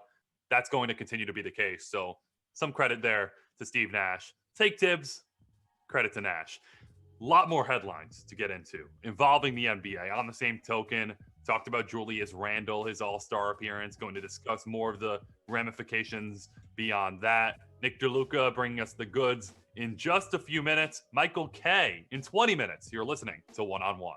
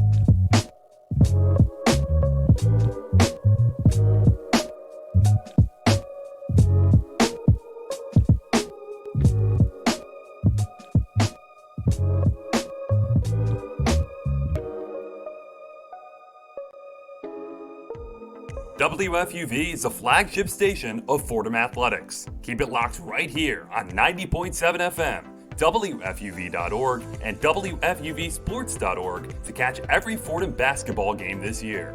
We'll take you through an extraordinary season with live play-by-play and in-depth pregame and postgame analysis. WFUV Sports, home to New York's longest-running sports call-in show and the flagship station of Fordham Athletics.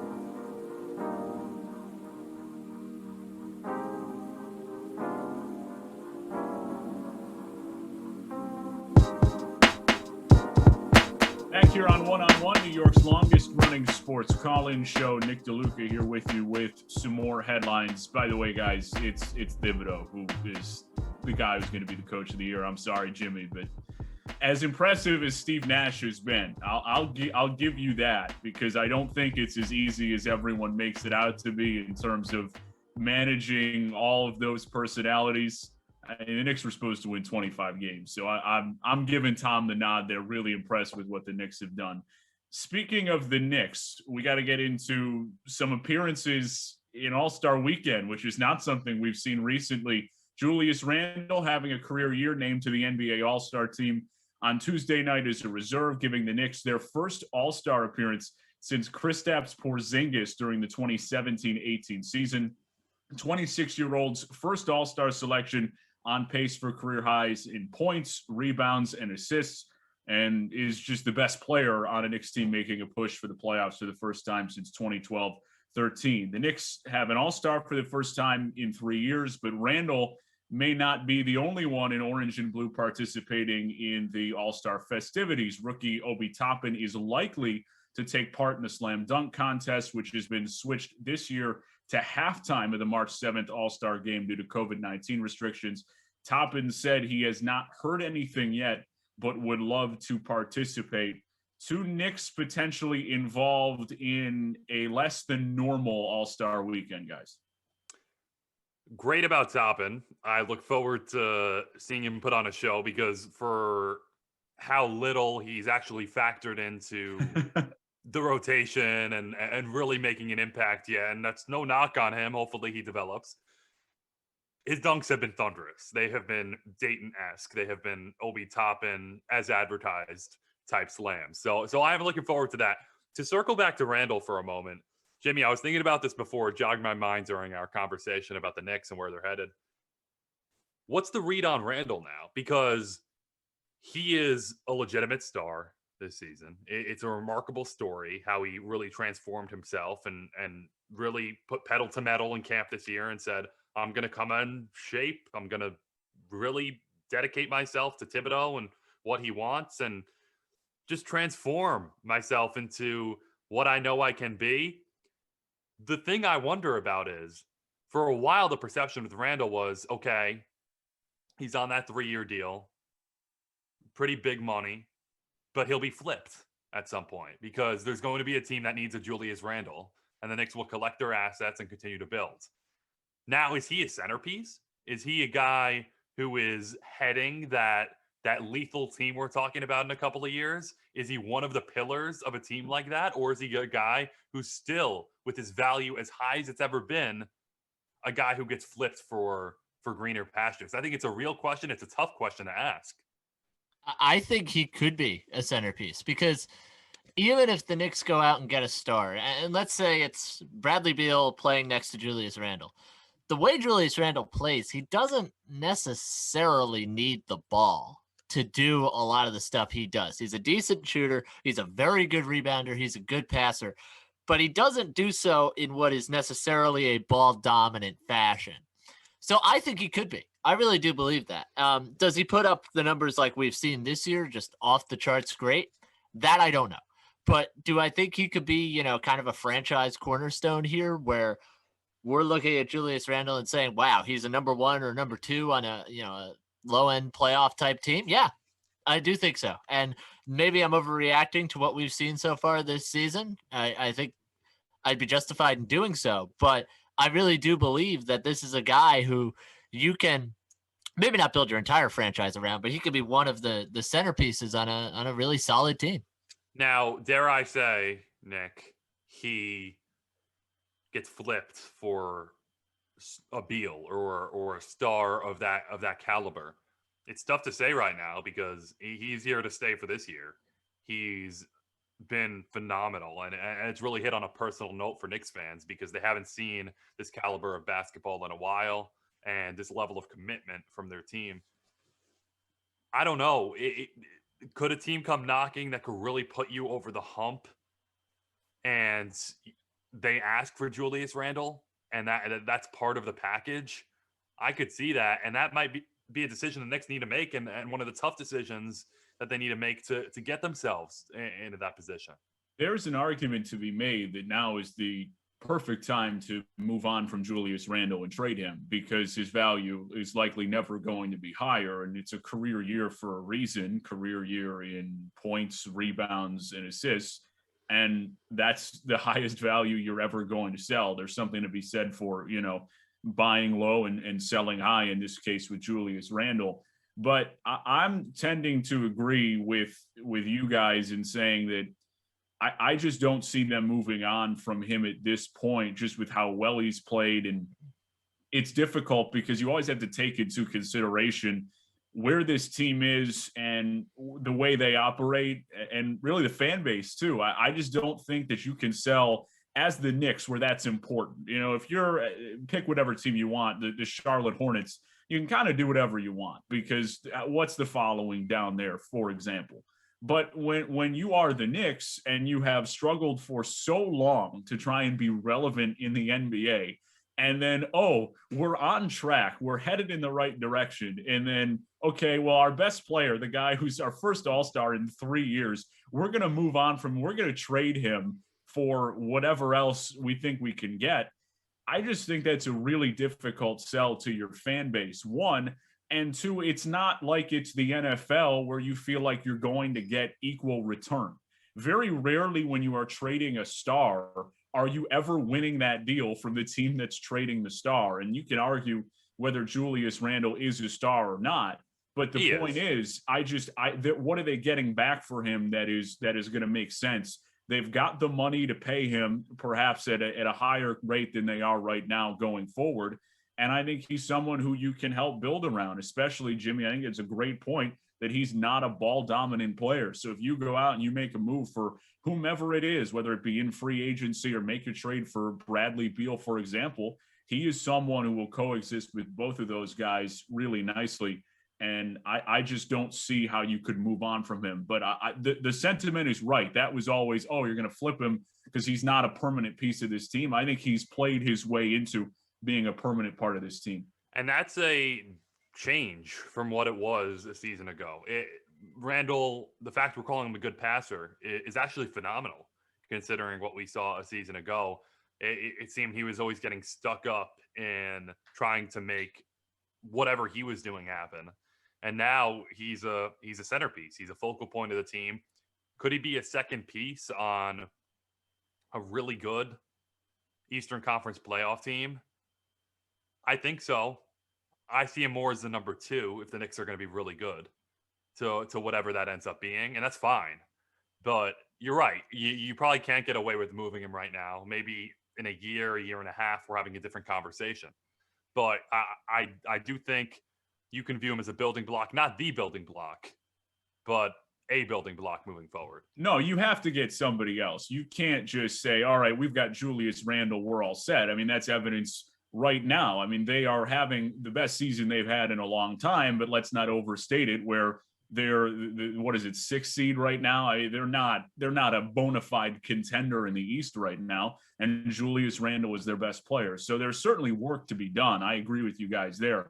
All I'm saying is the stars don't necessarily grow on trees, and with nobody really banging down the door to come to New York right now, and the way that has gone for the Knicks over the last however many off seasons and trying to attract free agents to come to New York, I just don't think it's a smart strategy to say, all right, let's move on from Julius Randle in hopes of getting an improvement right now, because it's not necessarily, and I do try and make this point, it's not about who is going out. It's about who you're bringing in return for Julius Randle. And I just don't think that there's going to be something that's going to help the Knicks right now in return for Julius Randle. And hey, maybe their first real star since Carmelo Anthony, because they were right on Kristaps. He's likely going to be out of Dallas in pretty soon type fashion. He's not a guy who can stay healthy. He's a ultra talented player who the Knicks were right about. He knocked on their door and said, "Move me," and they moved him. And look, I wouldn't want Porzingis to be the focal point right now, but I'm fine with Randle being one of the focal points. So good conversations the Knicks are having. I think that's what it boils down to, and what Jimmy was harping on before. And I think one more thing just to mention, look at how the Nets did it across town. Part of how they were able to get Kyrie Irving, Kevin Durant, the culture they had built in 2018-19, they started winning, they made the playoffs. And granted, I know the Eastern Conference is the Eastern Conference, but if the Knicks can build something similar like that, win, maybe make the playoffs this year, that might help attract some people. And I think the Knicks weren't a destination just because the franchise was such a tire fire really before Tom Thibodeau and Leon Rose got in here. And now you're sitting here looking at it and saying they might have a good culture and they might know where they're going. And if they do, they could probably get a star in free agency possibly at some point down the road. Who that is, who knows? But I think they're doing the right steps as opposed to what they tried in the past, which was tanking and we're going to get Zion. They didn't get Zion. And, oh, well, we're going to clear cap space, get this person. They didn't get that person. So I think they're doing the right things in terms of getting a star, even if it doesn't seem readily apparent right now. Well, Jimmy mentioned the Nets, so let's go there. Kyrie Irving in the news recently, calling on the NBA to change its logo to incorporate the image of the late Kobe Bryant. At news conference Thursday, Irving said, "I think it's part of my responsibility to continue to push our generation, our culture forward. I know that it was probably met with some people that love the idea, some people that don't like it. My thing is paying homage to the example that has been set by that man. He was the standard for our generation, and he will continue on." The current logo, a silhouette of NBA Hall of Fame player Jerry West, said back in 2017, if they would want to change it, I wish they would. In many ways, I wish they would. Guys, is it time for the NBA to update its logo with Kobe Bryant? Normally, I'd have a gripe with Kyrie Irving saying something like this because, again, who is he to say what the NBA logo is? Who is he to say that the world isn't round? So I would normally have a gripe with this, but hey, if they changed it to reflect Kobe Bryant, who is an NBA legend and one of those few players who, again, his tragic death could really make the sports world stop. One of the few larger than life figures who that could actually happen for.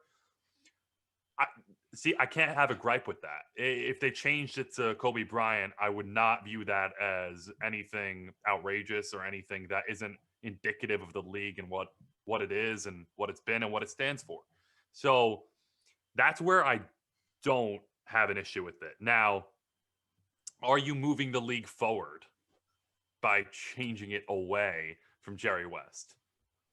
I don't see a difference. I don't see how you're progressing in that sense, which is what Kyrie Irving was essentially saying. And he was saying they're going to move it forward. I think Jerry West is another perfect representation, and I think the NBA logo is perfect. So I'm fine if Kobe Bryant ends up representing the NBA on really its most important symbol, but I don't really see a difference. And again, I mean, it's coming from Kyrie Irving, who seems to have an opinion on everything. So Who knows? But I would not have an issue. Let's put bottom line. I would not have an issue with Kobe Bryant on the logo. Yeah, I think I would actually welcome it because I was really fascinated hearing Jerry West from the past talking about his opinion of himself on the logo. I did not know that. I thought he would have been, frankly, a lot more welcoming towards himself being the logo of the league, but he's not.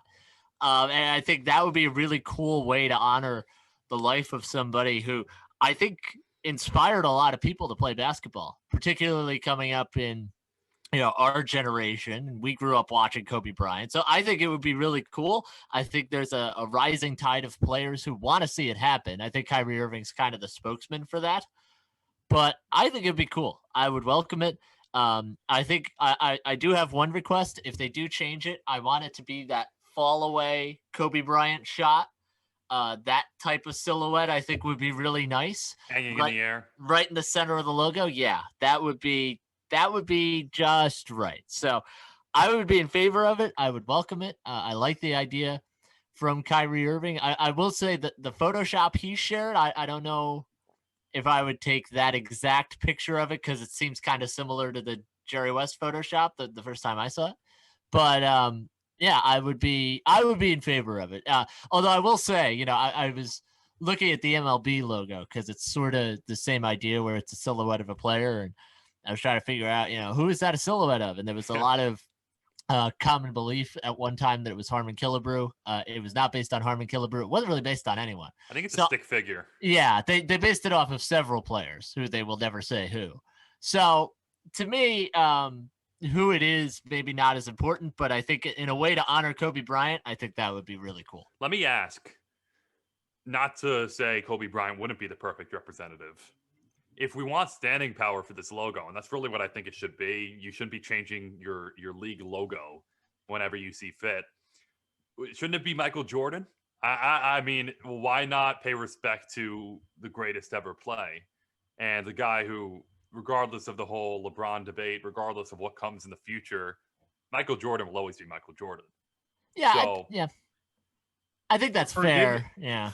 Well, I was just going to say, forgive me, because we always scramble on this show to formulate the opinion about how do I feel about this? Should it be Kobe Bryant? Should it not be Kobe Bryant?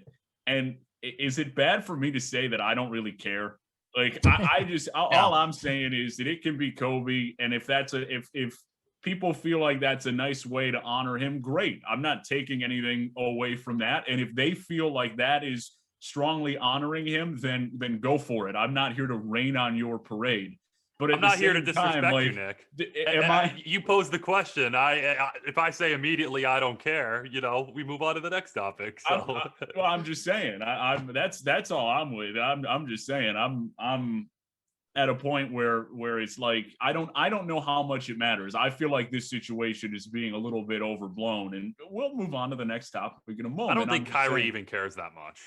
But that's the whole thing. I don't even understand what to make of anything that Kyrie Irving says anymore, and that's really where I should have gone before I even said that I don't really care if Kobe's the logo, because I think considering the source in this situation is always huge. I'll say it this way: if he thinks somehow they're pushing the league forward by Kobe Bryant being the logo, I don't see that. So maybe others could enlighten me, but I don't think it makes that big of a difference one way or the other. If I'm wrong and people really feel like this is a great way to honor him, fantastic. Again, I won't be the stick in the mud that says you can't change the logo and Kobe can't be the logo. It's a logo. So that's where I stand on it. Last thing, guys. New York Rangers star Artemi Panarin taking a leave of absence from the team for personal reasons on Monday. A Russian newspaper published allegations from Panarin's former KHL coach Andrei Nazarov, claiming the winger got into a physical altercation with an 18-year-old woman in Latvia in 2011. Nazarov has previously criticized Panarin's outspoken beliefs toward Russian President Vladimir Putin. The Rangers said in a statement, Artemi vehemently and unequivocally denies any and all allegations in this fabricated story. This is clearly an intimidation tactic being used for him being outspoken on recent political events. Artemi is obviously shaken and concerned, and will take some time away from the team. The Rangers fully support Artemi and will work with him to identify the source of these unfounded allegations. Guys, what do you make of this Artemi Panarin situation, which when it came across my desk on Monday, I felt to be very odd and a little confusing? Very confusing. And normally, think about the accusation that is being made. That is a very serious charge where if someone you don't agree with politically and you rip them or you scorch them on their beliefs, that's one thing. Another thing to completely accuse him of something that is so vast, so important, so criminal, if true. That's what confused me. And things like this happen in Russia, so it's not that it's surprising where dissent isn't necessarily taken the same way as it is in America, and that's the case with a lot of countries like that. So that is the area where it's not surprising. It's very confusing. I'm not going to side with Panarin because, again, you can't prove the validity of the claims, and you also can't disprove them at this point. But does it shock me that someone would attack him in a way that's untrue because he's outspoken against someone who doesn't encourage dissent in the country? That is not surprising. So a situation that I'm sure the Rangers don't want to deal with when they're trying to string together some wins here, and someone who's been such an amazing asset to their team the last couple of years. The fact he has to deal with a Russian asset accusing him of something serious when he's just trying to contribute to the Rangers, and who cares what his beliefs about Vladimir Putin are in the grand scheme of things? Clearly they care. We don't care. So it's what it is. Very, very confusing situation. I mean, geez. Yeah, I think for me, that was pretty much the first reaction when I saw the allegations. I said, that's a hard sell. I'm sorry. This is a guy who's obviously been outspoken in his support of Alexei Navalny, who is an opposition leader in Russia who has been poisoned, some people believe, by the Putin regime. But I think it's also a staggering reminder of, what kind of we take for granted, at least in this country, and how wide-ranging something like that is, where Artemi Panarin, who, is playing hockey in America for the Rangers, can be hit with something like this. I read that part of it was to try to get him off the Olympic team for next year in Russia, which makes enough sense. But I think it is kind of a staggering reminder that, hey, you can criticize Putin whatever you want in America, and that's fine. But, if you're someone from Russia, even if you don't live in the country, that, they could still maybe have it out is a little strong, but they can kind of have it out for you. And that's what's happened, I think, here with Panarin. To be honest, I do not believe the allegations. The Rangers don't seem to believe the allegations. He's going to be back with the Rangers at some point, I'm sure.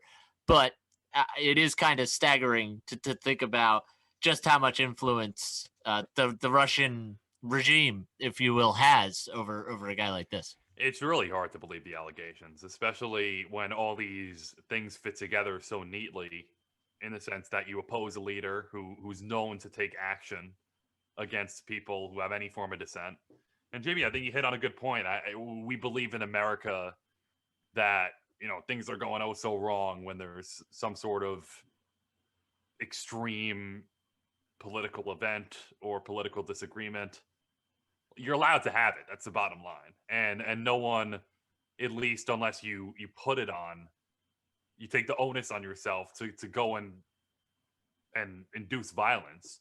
You're not going to get harmed for that belief. So I think that's something that's really important, really powerful, and it's a good point. So confusing situations aside, let's get into a less confusing situation, and that is Michael Kay, the television voice of the Yankees, and his reflections on his time at FUV and Fordham. That's a high note, and we'll transition into that right away. He's going to come on, reflect on his time at FUV as part of our Off the Air podcast series here on the show. He's also got the Yankee season coming up, his 30th season calling Yankee games. So we're happy to have Michael Kay on the show. That's coming up in just a couple of minutes, and we're with you until 2 a.m. on FUV, Facebook Live, YouTube Live. It's one-on-one. It's WFUV and WFUV HD, New York. Listener-supported public media from Fordham, the Jesuit University of New York. Right here on 90.7 FM, WFUV.org, and WFUVSports.org. This is One-on-One, New York's longest-running sports call-in show on 90.7 FM, WFUV.org, and WFUVSports.org.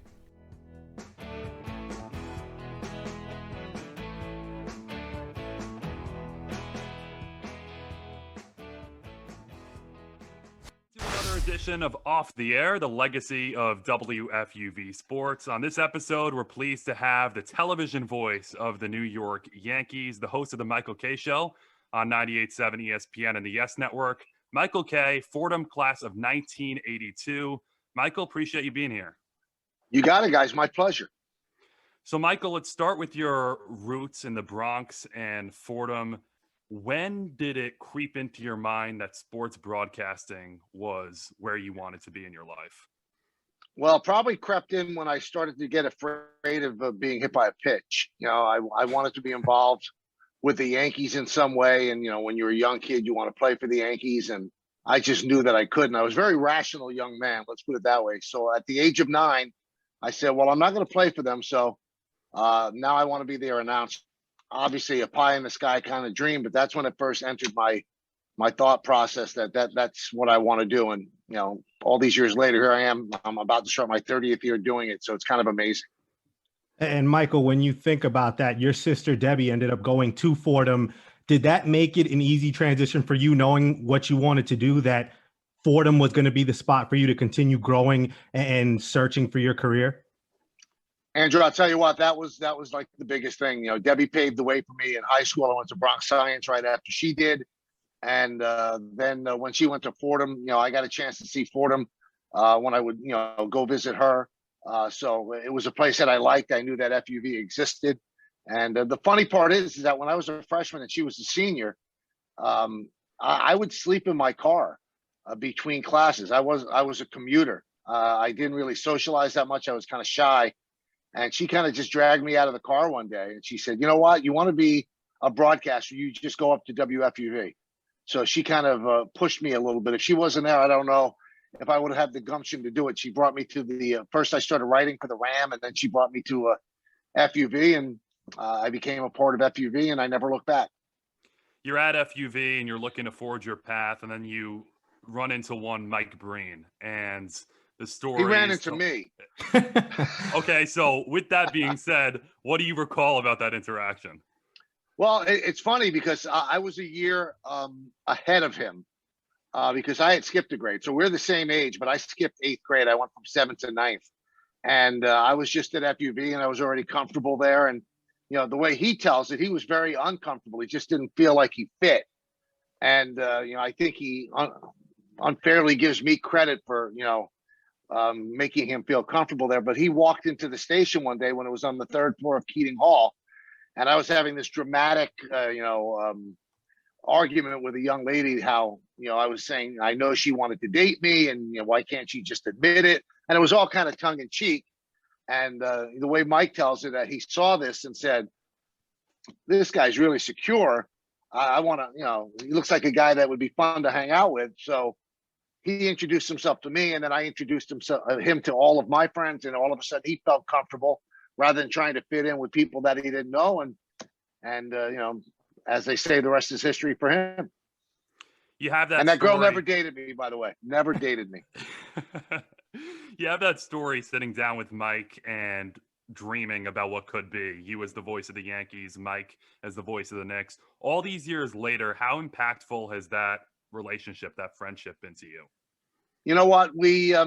It's important to have somebody who knows honestly what you're going through. You could talk to people, friends that aren't in the business, and they don't quite get the things that are affecting you or things that might bother you that they don't understand because they're not the ones with the earpieces in, and they're not the ones hearing people talk in their ear and stuff like that. So Mike and I have lived the same life. He with the Knicks and me with the Yankees. And not only is he, he's one of my best friends, if not my best friend. If there's an issue or if I need advice, I know I could call him, and he feels the same way about me. So when he walked into that station, all those many years ago, that forged a relationship that I'm sure that will be with us until we are no longer here. So it's so invaluable to have a friend like that and a sounding board who's been there, done that, and knows everything that you might be going through. And Michael, you mentioned working at FUV, also working at the Ram. I've had the privilege to do the same, as well as E-Man. Can you just kind of take us into a week in the life of Michael Kay throughout certain parts of the semester where you have broadcasts, you might be going to cover a Yankees game, you have production nights at the Ram. Can you just kind of take us into a week at your busiest when you were at Fordham? Well, it's really weird because I wasn't living on campus, so I was a commuter, but I spent like almost the whole day there. I'd get there, and whenever my first class was, and anytime I wasn't there, I was in the radio station or I was in the newspaper. And it's funny because I was at the Ram for 2 years, and when they didn't make me the sports director, then I decided to go to the paper, and I became the sports director there. And just to tell you how it works, like the night that John Lennon was killed, we were putting the paper together, and so we had to tear the whole thing up because we wanted to have John Lennon on the front of it. And I ran upstairs. I'll always remember this. I ran up to Keating Hall to FUV because they had a ticker tape machine there that would like spit out the news. I don't think that exists anymore. So I grabbed the alert that said John Lennon has been shot and killed in front of his apartment, and I brought it back to the paper. And the paper, I don't believe was in Keating Hall. It was another building. I can't recall. And I ran it over, and we actually put the ticker announcement that John Lennon had died from the Associated Press, and we put that on the front of the paper. And it was like, I wish I had kept that paper because we did a really good job tearing up the paper and kind of putting it back together. But everything revolved around FUV, the paper. If you couldn't find me, if I wasn't in a class, I was there, or I was in the campus center, with my buddies, having lunch or whatever the case may be. So I would probably be at Fordham from 8 o'clock in the morning until 11 o'clock at night. And I probably just slept at home. When you jog that FUV memory, you have road trips, you have games. Is there a unique experience or road trip that sticks out that'll always carry with you? Well, there's one that I wasn't even on, and it sticks with me. Fordham was playing Holy Cross, and it was my senior year, and I was the sports director. And I had mono, so I couldn't go to the game. I was supposed to announce that game, and I was home with a high fever, and I just kept getting calls that the announcers aren't here. The announcers aren't here. And it was Bob Rinaldi, who is Tom Rinaldi's brother. Tom Rinaldi, now of Fox Sports, used to be on ESPN. And he was one of the announcers, and Eddie Caginelli was the other. And he was my assistant sports director, and they weren't there. And it was like a half hour before. And I had a rule as a sports director that you had to be there like 2.5 hours before the game. You had to. And if you didn't, you get suspended. And I also had another rule that you couldn't say we. You could never call Fordham we. I said, because we're not them. We're the media. But I kept getting phone calls. I had like 103 fever, and they're not here. They're not here. They're not here. And finally, they showed up. I mean, I'm like perspiring amazingly. Forget about the fever. If there's nobody to do the game, what's going to happen? And like 10 minutes before tip-off, they showed up.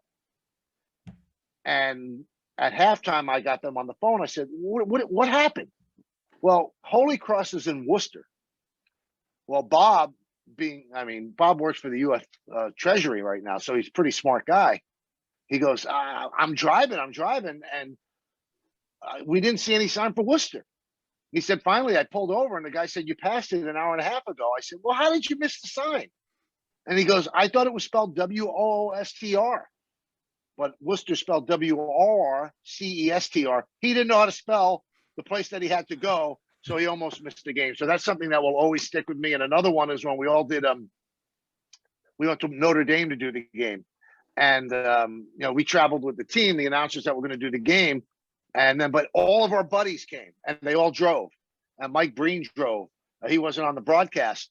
And I remember all of us piled into one hotel room, and Mike slept on the top of the rack where you hang the clothes. I don't know how he got up there, but that was the only free space to actually sleep. So that's always an amazing memory. Fordham ended up losing, but we got used to that. But that was an amazing memory that night. Michael, it's interesting because you were the sports director at FUV, and you're also a student. So how do you toe the line between, obviously you're one of the guys, but you are the supervisor, you are in charge. How was that, juggling those responsibilities as the sports director in your time with FUV? It was tough, Andrew. It really was.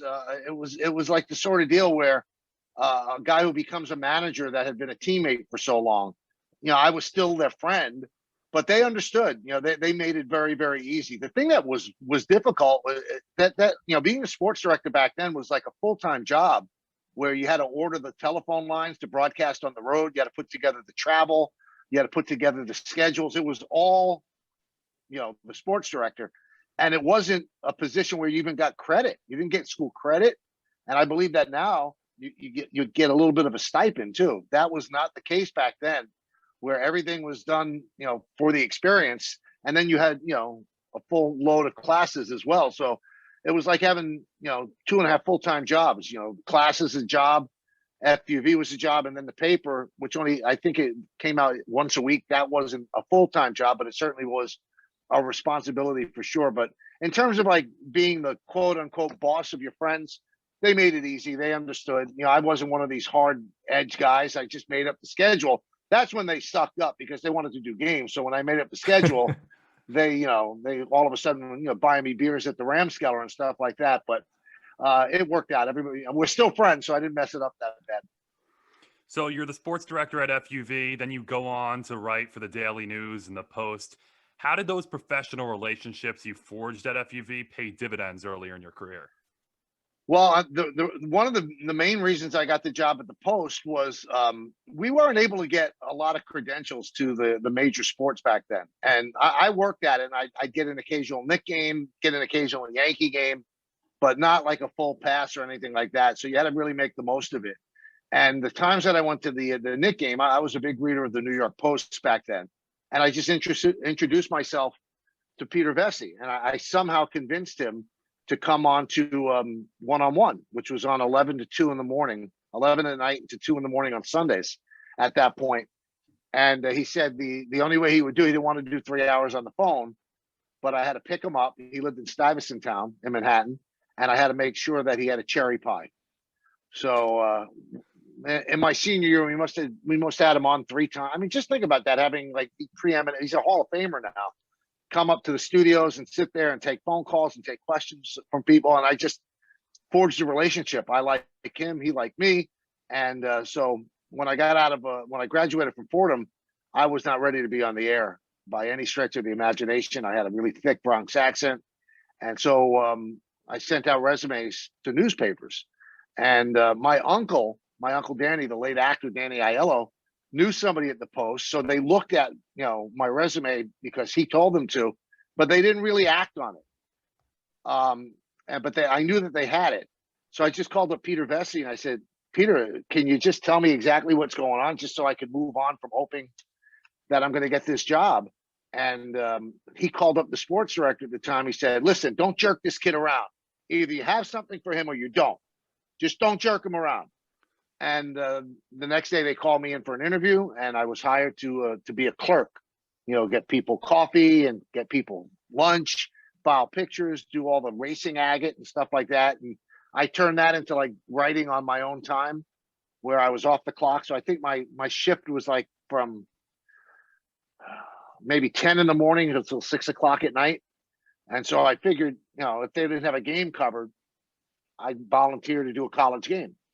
So I would do that, and I would write on my own time, and I got paid as a writer. But then they ended up promoting me to writer, and the Post job turned into the Daily News job, and the Daily News job turned into me getting the MSG position, doing the clubhouse report on with Al Troutwig, and that got me the radio job, and so on and so forth, and then it eventually got me the Yes job. So it all started with that job with the New York Post and my relationship with Peter Vesey.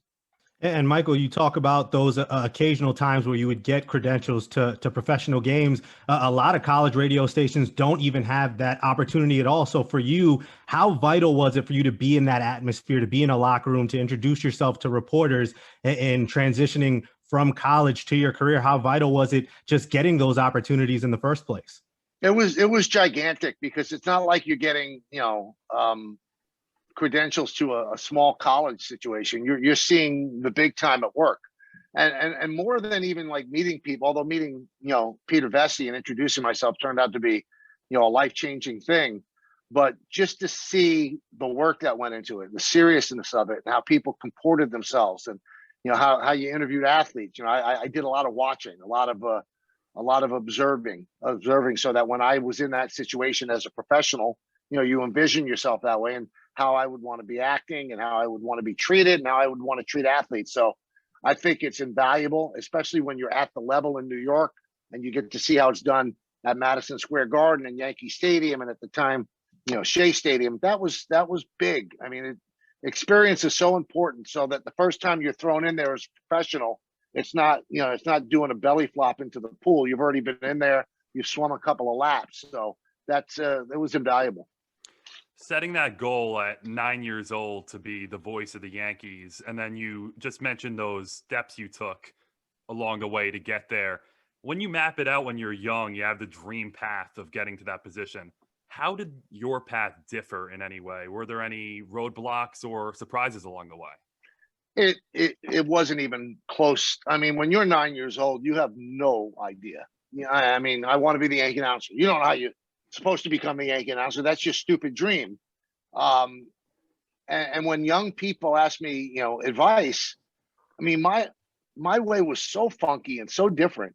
I don't know if it could be recreated. I mean, it was so much fortune and luck involved. I mean, I'm not the most talented guy in the world, but I seem to always be in the right place at the right time.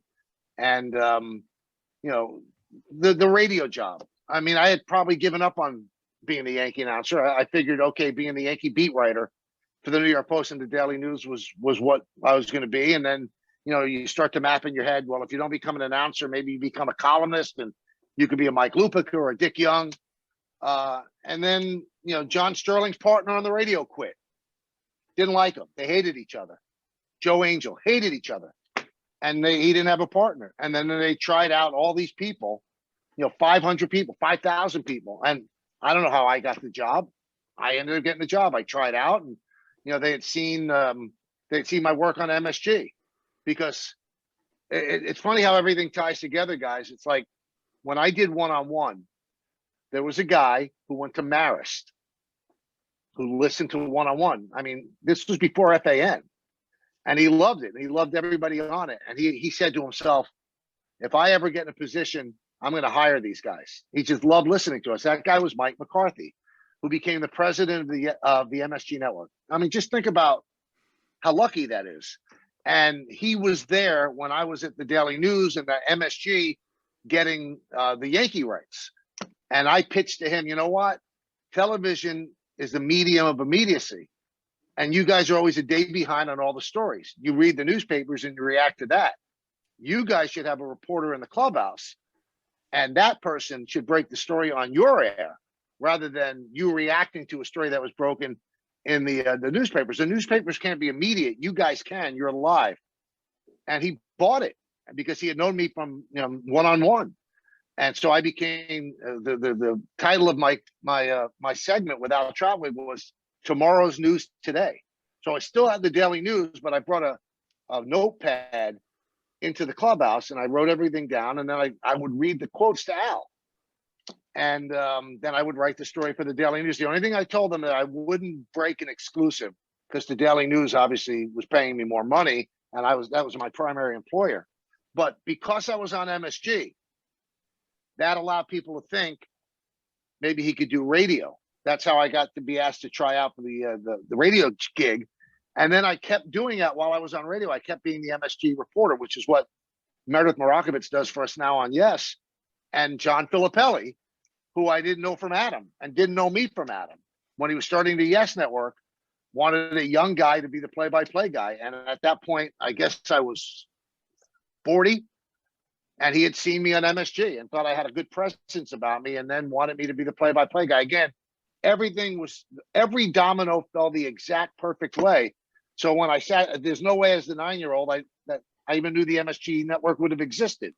I didn't know that John Filippelli existed. I didn't know there'd be a Yes network. So again, so much luck, so much of, they say luck is the residue of design. Branch Rickey said that. I didn't design this. This is a lot of luck. Yeah, the domino certainly fell in your favor. But Michael, is it even more special when you consider you grow up in the Bronx, you go to Bronx Science, then Fordham is right there, and you're able to stay in New York? A lot of aspiring sports media members, they have to go elsewhere to kind of get their start and get their legs up from under them. So for you, how special was it that you were able to stay in New York and then everything just starts to develop and then you find yourself as the voice of the New York Yankees, something that you've been looking forward to since you were 9? That's why, I don't walk into Yankee Stadium and like pinch myself and realize how lucky I am. I sit in the booth sometimes and I take it all in because, it's kind of hokey, but I was in the upper deck, the last row of the upper deck behind home plate. That's where I sat for $1.50 when I would go to games. And I realized how fortunate I am to be doing this, a Bronx kid living out his dream. And it's amazing to me. And you bring up the fact that I didn't have to go out of town. Mike Breen went to Poughkeepsie and lived there for 2 years and made no money whatsoever. And I look at Major League Baseball announcers that spend years in the minor leagues, and I have such admiration for them because I know I could not have done that. I just could not have handled it. And that's why I probably went into the newspaper business, because I was told by a lot of people when I was leaving Fordham, if you want to make it in the broadcasting business, you're going to have to go to a small market, work your way back. I was really close with my family. I couldn't picture like leaving New York. And so that probably erased the idea of broadcasting in my mind. But somehow I turned the newspaper gig into broadcasting. Again, very unorthodox, but I do realize how lucky I am because, again, you have to know your limitations. Like I knew I couldn't hit, and I knew I was afraid of getting hit by a baseball. I knew I would not be able to move to Podunk, USA and sit there and be the groundskeeper and, be the media relations director and do the play-by-play. I knew I couldn't do it. I just know myself. And so it's not like I quit on the dream, but I said, well, let's take a step back, be a writer, and see if something develops from that. And incredibly, it did. A lot of broadcasters at the highest level, they want to go national. They want to be the Joe Buck or the Jim Nance. For you to be someone who gets to connect with the Yankee fan base on a nightly basis or have the pulse of the city in the afternoon on the radio, how special is that compared to an alternative of being national? I'll be honest, guys, there's certainly something in me that always wondered if I could do it nationally. Now that I've gotten older, maybe I've given up on it just a little bit. I got a little bit of a taste of it because ESPN for a couple of years had me do national games on the radio, and those were a blast. That's actually how I got to meet Aaron Boone. We worked together. I had met him as a Yankee, but really got to know each other. We did an Oakland A's and the Detroit Tigers playoff series. I've always thought about the national angle of it. If my act, would work nationally. But, when I bring that up to people, they go, you know what, being the voice of the Yankees is probably better than national. I think Joe Buck has a great gig. So I don't know if that's better. Anything could be better than that. But if you're not going to be a national announcer, being the Yankee announcer is probably the next best thing. So it's the biggest audience. It's the biggest city in the world. It's the most famous franchise in the world. So it's not like I'm taking a step back. But I do envy, Mike Breen to get to do the NBA Finals, when you're a local broadcaster in baseball and teams go to the World Series, it's like you dated a girl the whole year and somebody else takes her to the prom. So that kind of stinks. But the thing that gets me through it is that I get the chance to call 5 World Series while I was with John on the radio. So I got that out of my system, but it would be nice to actually, be able to do that. But again, it's certainly not a consolation prize doing the Yankee games. Michael, back in November of 2018, you were able to receive the Vin Scully Award for Excellence in Sports Broadcasting from WFUV. When you think about your career path and the fact that it started right here at FUV, with everything that's happened in your career and the successes, how gratifying was it for you to receive that award when you consider the other recipients from years past? Yeah, I'll tell you what, I'm not being humble. I don't belong on that list. If you see the people that won it, I don't know how I'm on that list. I'm grateful that I won the award. I mean, you guys know how I feel about Fordham, but I look at Vin Scully as a broadcasting god, and I don't mean that to be sacrilegious. He's up on a mount that nobody's even close to.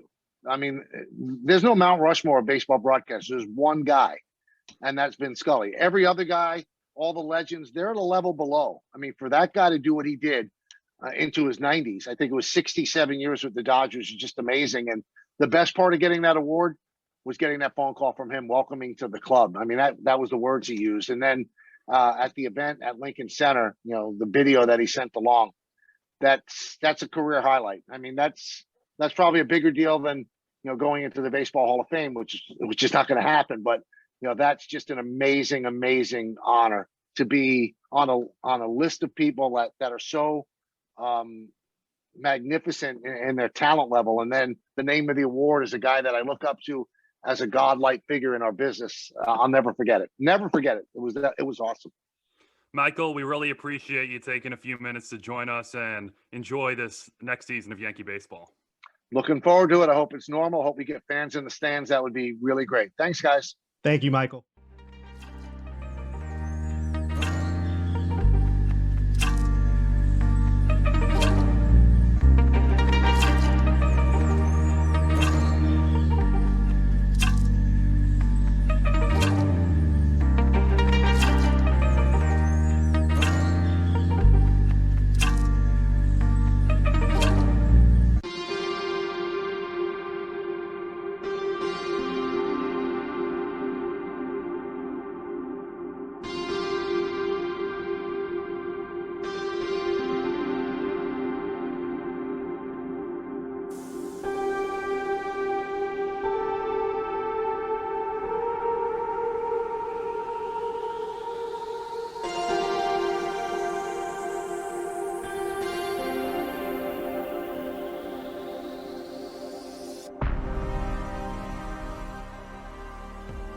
Be sure to check out all of our latest podcasts on WFUVsports.org or wherever you get your shows, including NFL Friday, Nosebleeds, Pick and Pod, 5 on 3, College Gridiron, and FUV FC.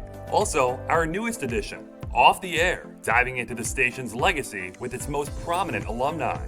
WFUV Sports, home to New York's longest-running sports call-in show and the flagship station of Fordham Athletics.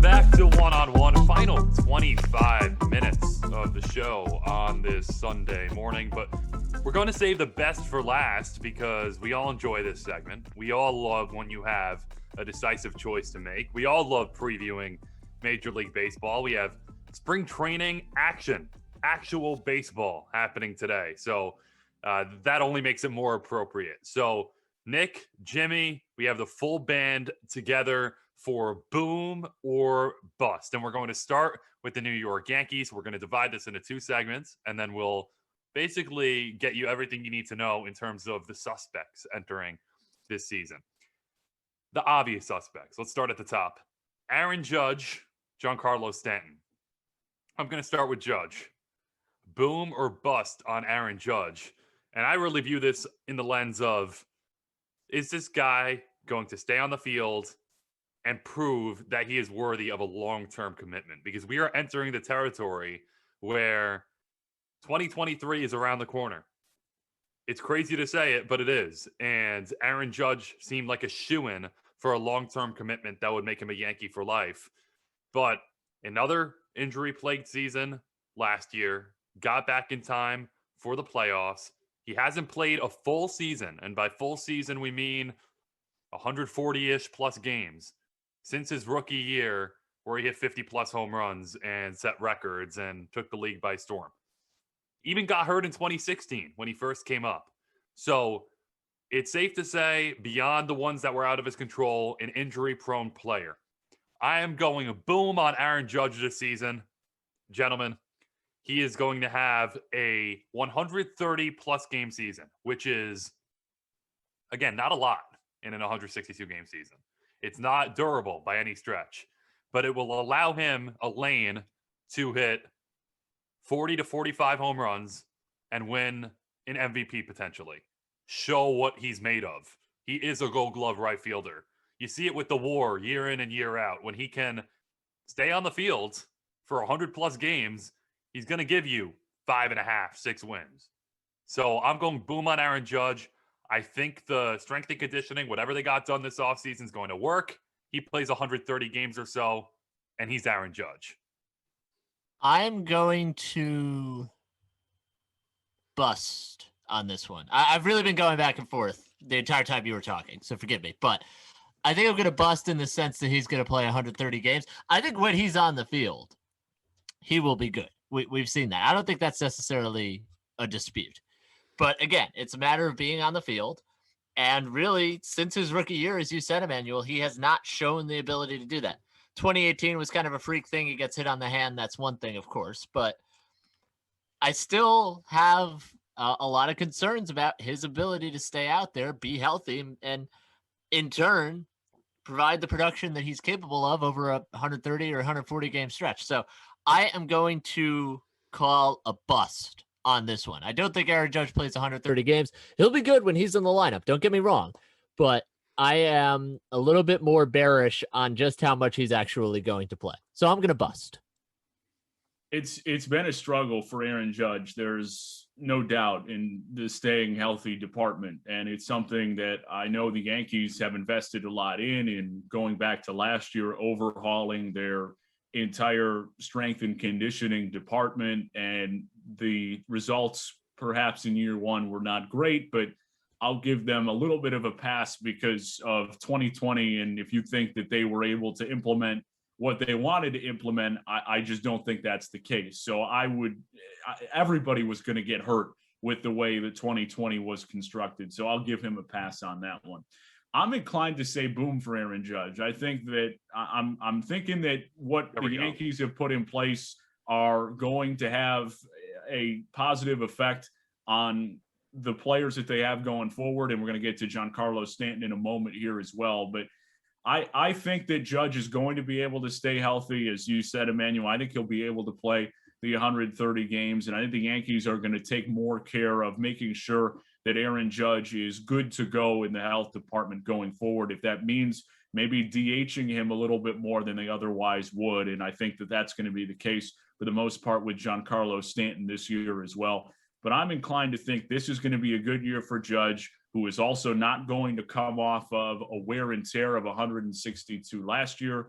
I'm thinking, and perhaps it's a little over optimistic, but I'm going to go with a boom for Aaron Judge this year. You have Brett Gardner back in the mix, and the Yankees will certainly pick their spots, give Judge and Stanton, respectively, their day offs, which plays to their benefit. With someone like Judge, I think the time is ticking. So the boom or bust is an important question this year, because you really have to make an assessment. If not this offseason, then at some point in 2022, is this guy getting a contract of 6 or 7 years? I think the contract point that you bring up is really interesting. And it's something that I had been talking to various people about. And he's going to reach free agency at a weird time, 31 years old. And with the way that he was a little bit of a late bloomer breaking onto the scene in Major League Baseball, 25-26. I don't know that he's going to be in position to get this massive contract, not from the Yankees, not from anybody. And maybe 5 years. Yeah, I think it'll be 4 or 5, but he's not going to be in a position to get a 10-year deal. He's not Bryce Harper or Manny Machado in that way. I think it'll be closer really to the type of deal that a DJ LeMahieu would get, as odd as that sounds. And you see the landscape and we'll see how the collective bargaining agreement coming up here will affect free agency going forward. But I think that the Aaron Judge free agency conversation is really fascinating because it's so hard to predict. Are players going to start getting paid, or is this thing going to continue to operate in a way where Trevor Bauer makes $40 million a year and so do the entire Pittsburgh Pirates? So if there's going to be a half of the league that isn't willing to spend going forward, I don't know how much you can expect with the injury history of Judge that he's going to get some massive deal. I mean, the Yankees will pay him. It's not like they won't. I think a 4-year, say, $100 million contract, I think is something that he would get at a baseline. But past that, on a massive market scale, I don't know that it's there for Judge, regardless of what happens over the next 2 years. Such an interesting case, because if he plays 130 games and he booms like 2 of the 3 of our panelists here would say, Nick and I, if he plays 130 games, he's going to hit 40 home runs, and then he'll put up his 8 WAR with his defense, and then all of a sudden you're talking. You could count on one hand the amount of players in baseball who put up his level of production. So that factors into the salary question. So given that we have a lot to get to and we're short on time, let's go to a very similar player to Aaron Judge in Giancarlo Stanton, who he's to even more extreme extent a guy who has basically missed entire seasons, barely played last year, a dominant postseason where if the Yankees advance, he's probably being hailed in Yankee land. And it's being talked about a lot more how Giancarlo Stanton absolutely lit up the Rays in the ALDS. He had a 2019 season where he played about 12 games, which, again, that's nothing. He missed the entire season, came back for the playoffs. 2018, I think he gets an unfair shake because of the tough postseason. 38 home runs. Everyone compared it to the 60 home run season with Miami, so it was unfair. But he had a really, really good season in 2018. Stanton's a guy who I think if he plays 100 games and he's just ready for the playoffs, that's a success at this point because of how much time he's missed. I'm going bust just in the sense that I don't trust him to stay on the field. If he's on the field in the playoffs, great. The Yankees will probably be on their way to a 28th championship or at least an AL pennant. I don't think he's going to put up the production you need in the regular season. I'm actually going to go boom on this one. And I think it goes back to something you said, Nick, about Aaron Judge, which is the wear and tear. Giancarlo Stanton, more or less, has not played the last couple of years, really. I mean, he barely played in 19, didn't play that much in 20, aside from the playoffs. So he is, you're hoping, ready to go. And I think it's a really interesting point with the Yankees. He's got a bunch more years on that contract. And you guys were talking about the Aaron Judge extension, which is a really good point. I mean, Gleyber Torres is coming up too, and you've got the Garrett Cole deal. So you've got a lot of money in other places. But, Giancarlo Stanton, I think, has to start living up to that contract as well. So this is a big year for him. I think he realizes that. He came into last year, I thought, in better shape.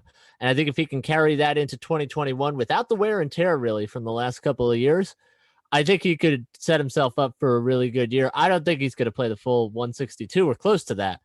I'm willing to go up to about 120 games that he'd be able to play, and I think that's a huge win for the Yankees. So I'm going to take a high upside boom on Giancarlo Stanton. I'm going to go with a conditional boom, and that is, how do the Yankees use him this upcoming season? And I think that's really important because last year he was almost exclusively a DH, and the year before that, he was seeing significant time in left field. Well, Aaron Boone has come out and named Clint Frazier the team's starting left fielder. Brett Gardner, of course, is back, and they have Mike Tauchman and Aaron Hicks and Aaron Judge and the litany of outfielders. And I was always of the belief that Stanton just quite frankly was making too much money to where they could say, you're just going to be exclusively a DH. So he was going to have some production in the outfield. And I still do think that's the case, whether it's he plays 30 games in left field or something like that, just to get guys a rest periodically. He can't not be able to play in the outfield. That said, it sounds like it's shaping up to be that no more than 30 games. I mean, they sound really bent on having Giancarlo Stanton be their DH more often than not, and that's what he's going to do. In that case, I think it's much easier for him to stay healthy. I really believe that. And that's just the truth of the matter. When you're not playing in the field, you're not going to get hurt as much. So I am inclined to say boom on Stanton because I think he will be used in the way that they are saying based upon what Boone has come out and proclaimed early. So I'm inclined to say because he's DHing, it'll be a boom. If injuries, if whatever circumstances determine that he's going to play more left field than we otherwise are led to believe, then that might change things a little bit. But if Stanton's exclusively DHing, I think it's a boom because he'll still stay healthy or will be in a better position to stay healthy than he has at any point throughout his career. I flip it for my bust, and I'm not claiming to know more about health than the Yankees do, but I think he's more likely to stay on the field if he's loose, if he's out there, if he's playing the outfield and not standing around like a stick and then slides into second base and hurts his knee like he normally does. So I think the being out there, getting your jersey dirty type attitude from Giancarlo Stanton, while he may get nicked up a little bit, he'll still get his days off. I'd like to see him in left field a little bit more than the Yankees have let on.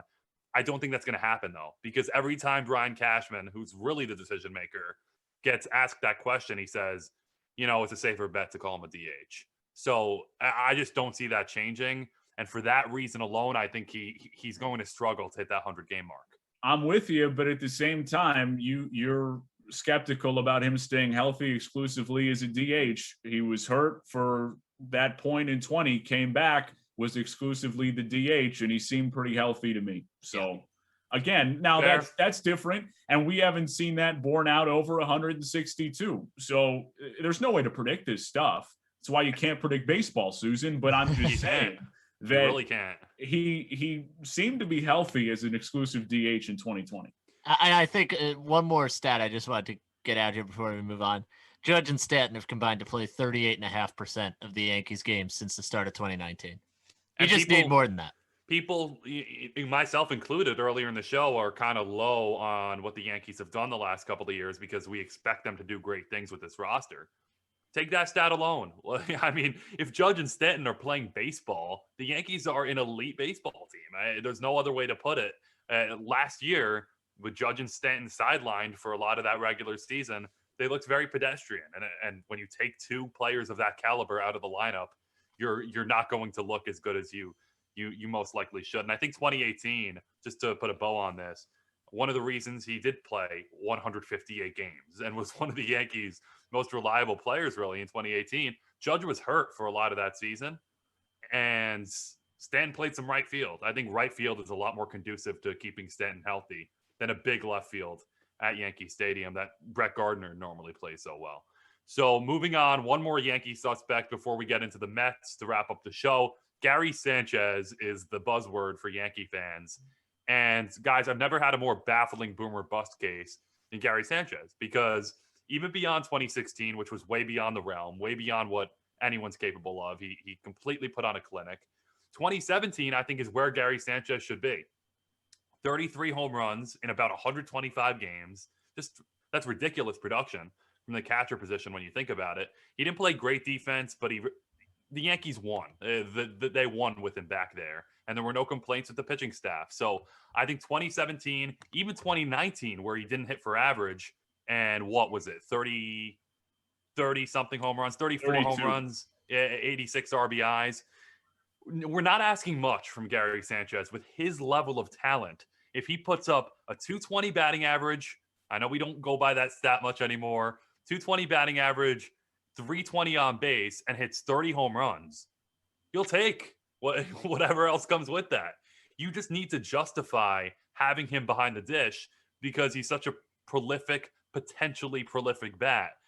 I don't know what's going to happen because he struck out in more than half of his at-bats in a shortened season in one of the most ridiculously poor seasons we've seen from a Major League Baseball player a season ago.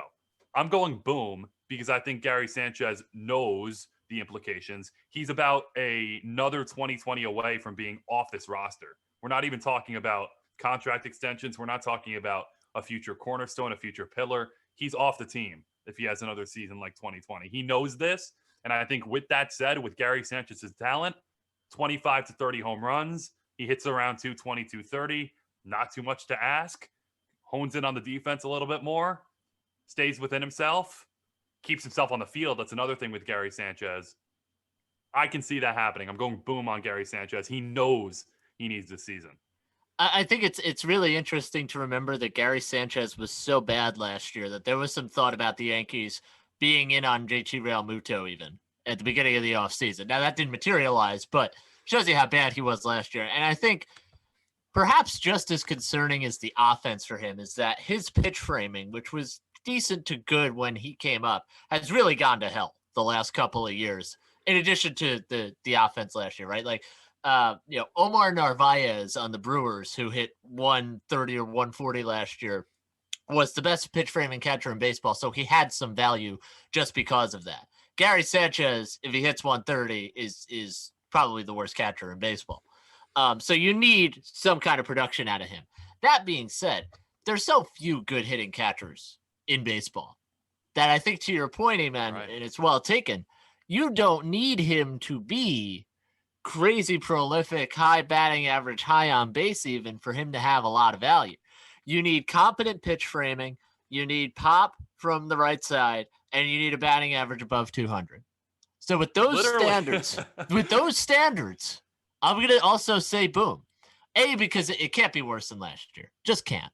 And B, it is pretty much make or break for Gary Sanchez. And the other question I have, does he coexist with Garrett Cole? That's a very good question. I think ultimately they'll go back to Kyle Higashioka with Garrett Cole, but that also remains to be seen. But I will take a flyer on Gary Sanchez and say boom. Well, I guess I'm hopping aboard the airline too, because I'm going to go boom for Gary Sanchez here. And I think what you guys have said makes a ton of sense. And it is a make or break year, and someone who I suppose at times there's been question about some of the focus and how engaged is Gary Sanchez. Well, I think that this is to the point where he has to be engaged because he recognizes, if not, he might be out of a job. So I think that'll be the requisite push for him. And the standard isn't terribly high. Again, from the catcher position, can he hit over 200 and give you the 30 home runs?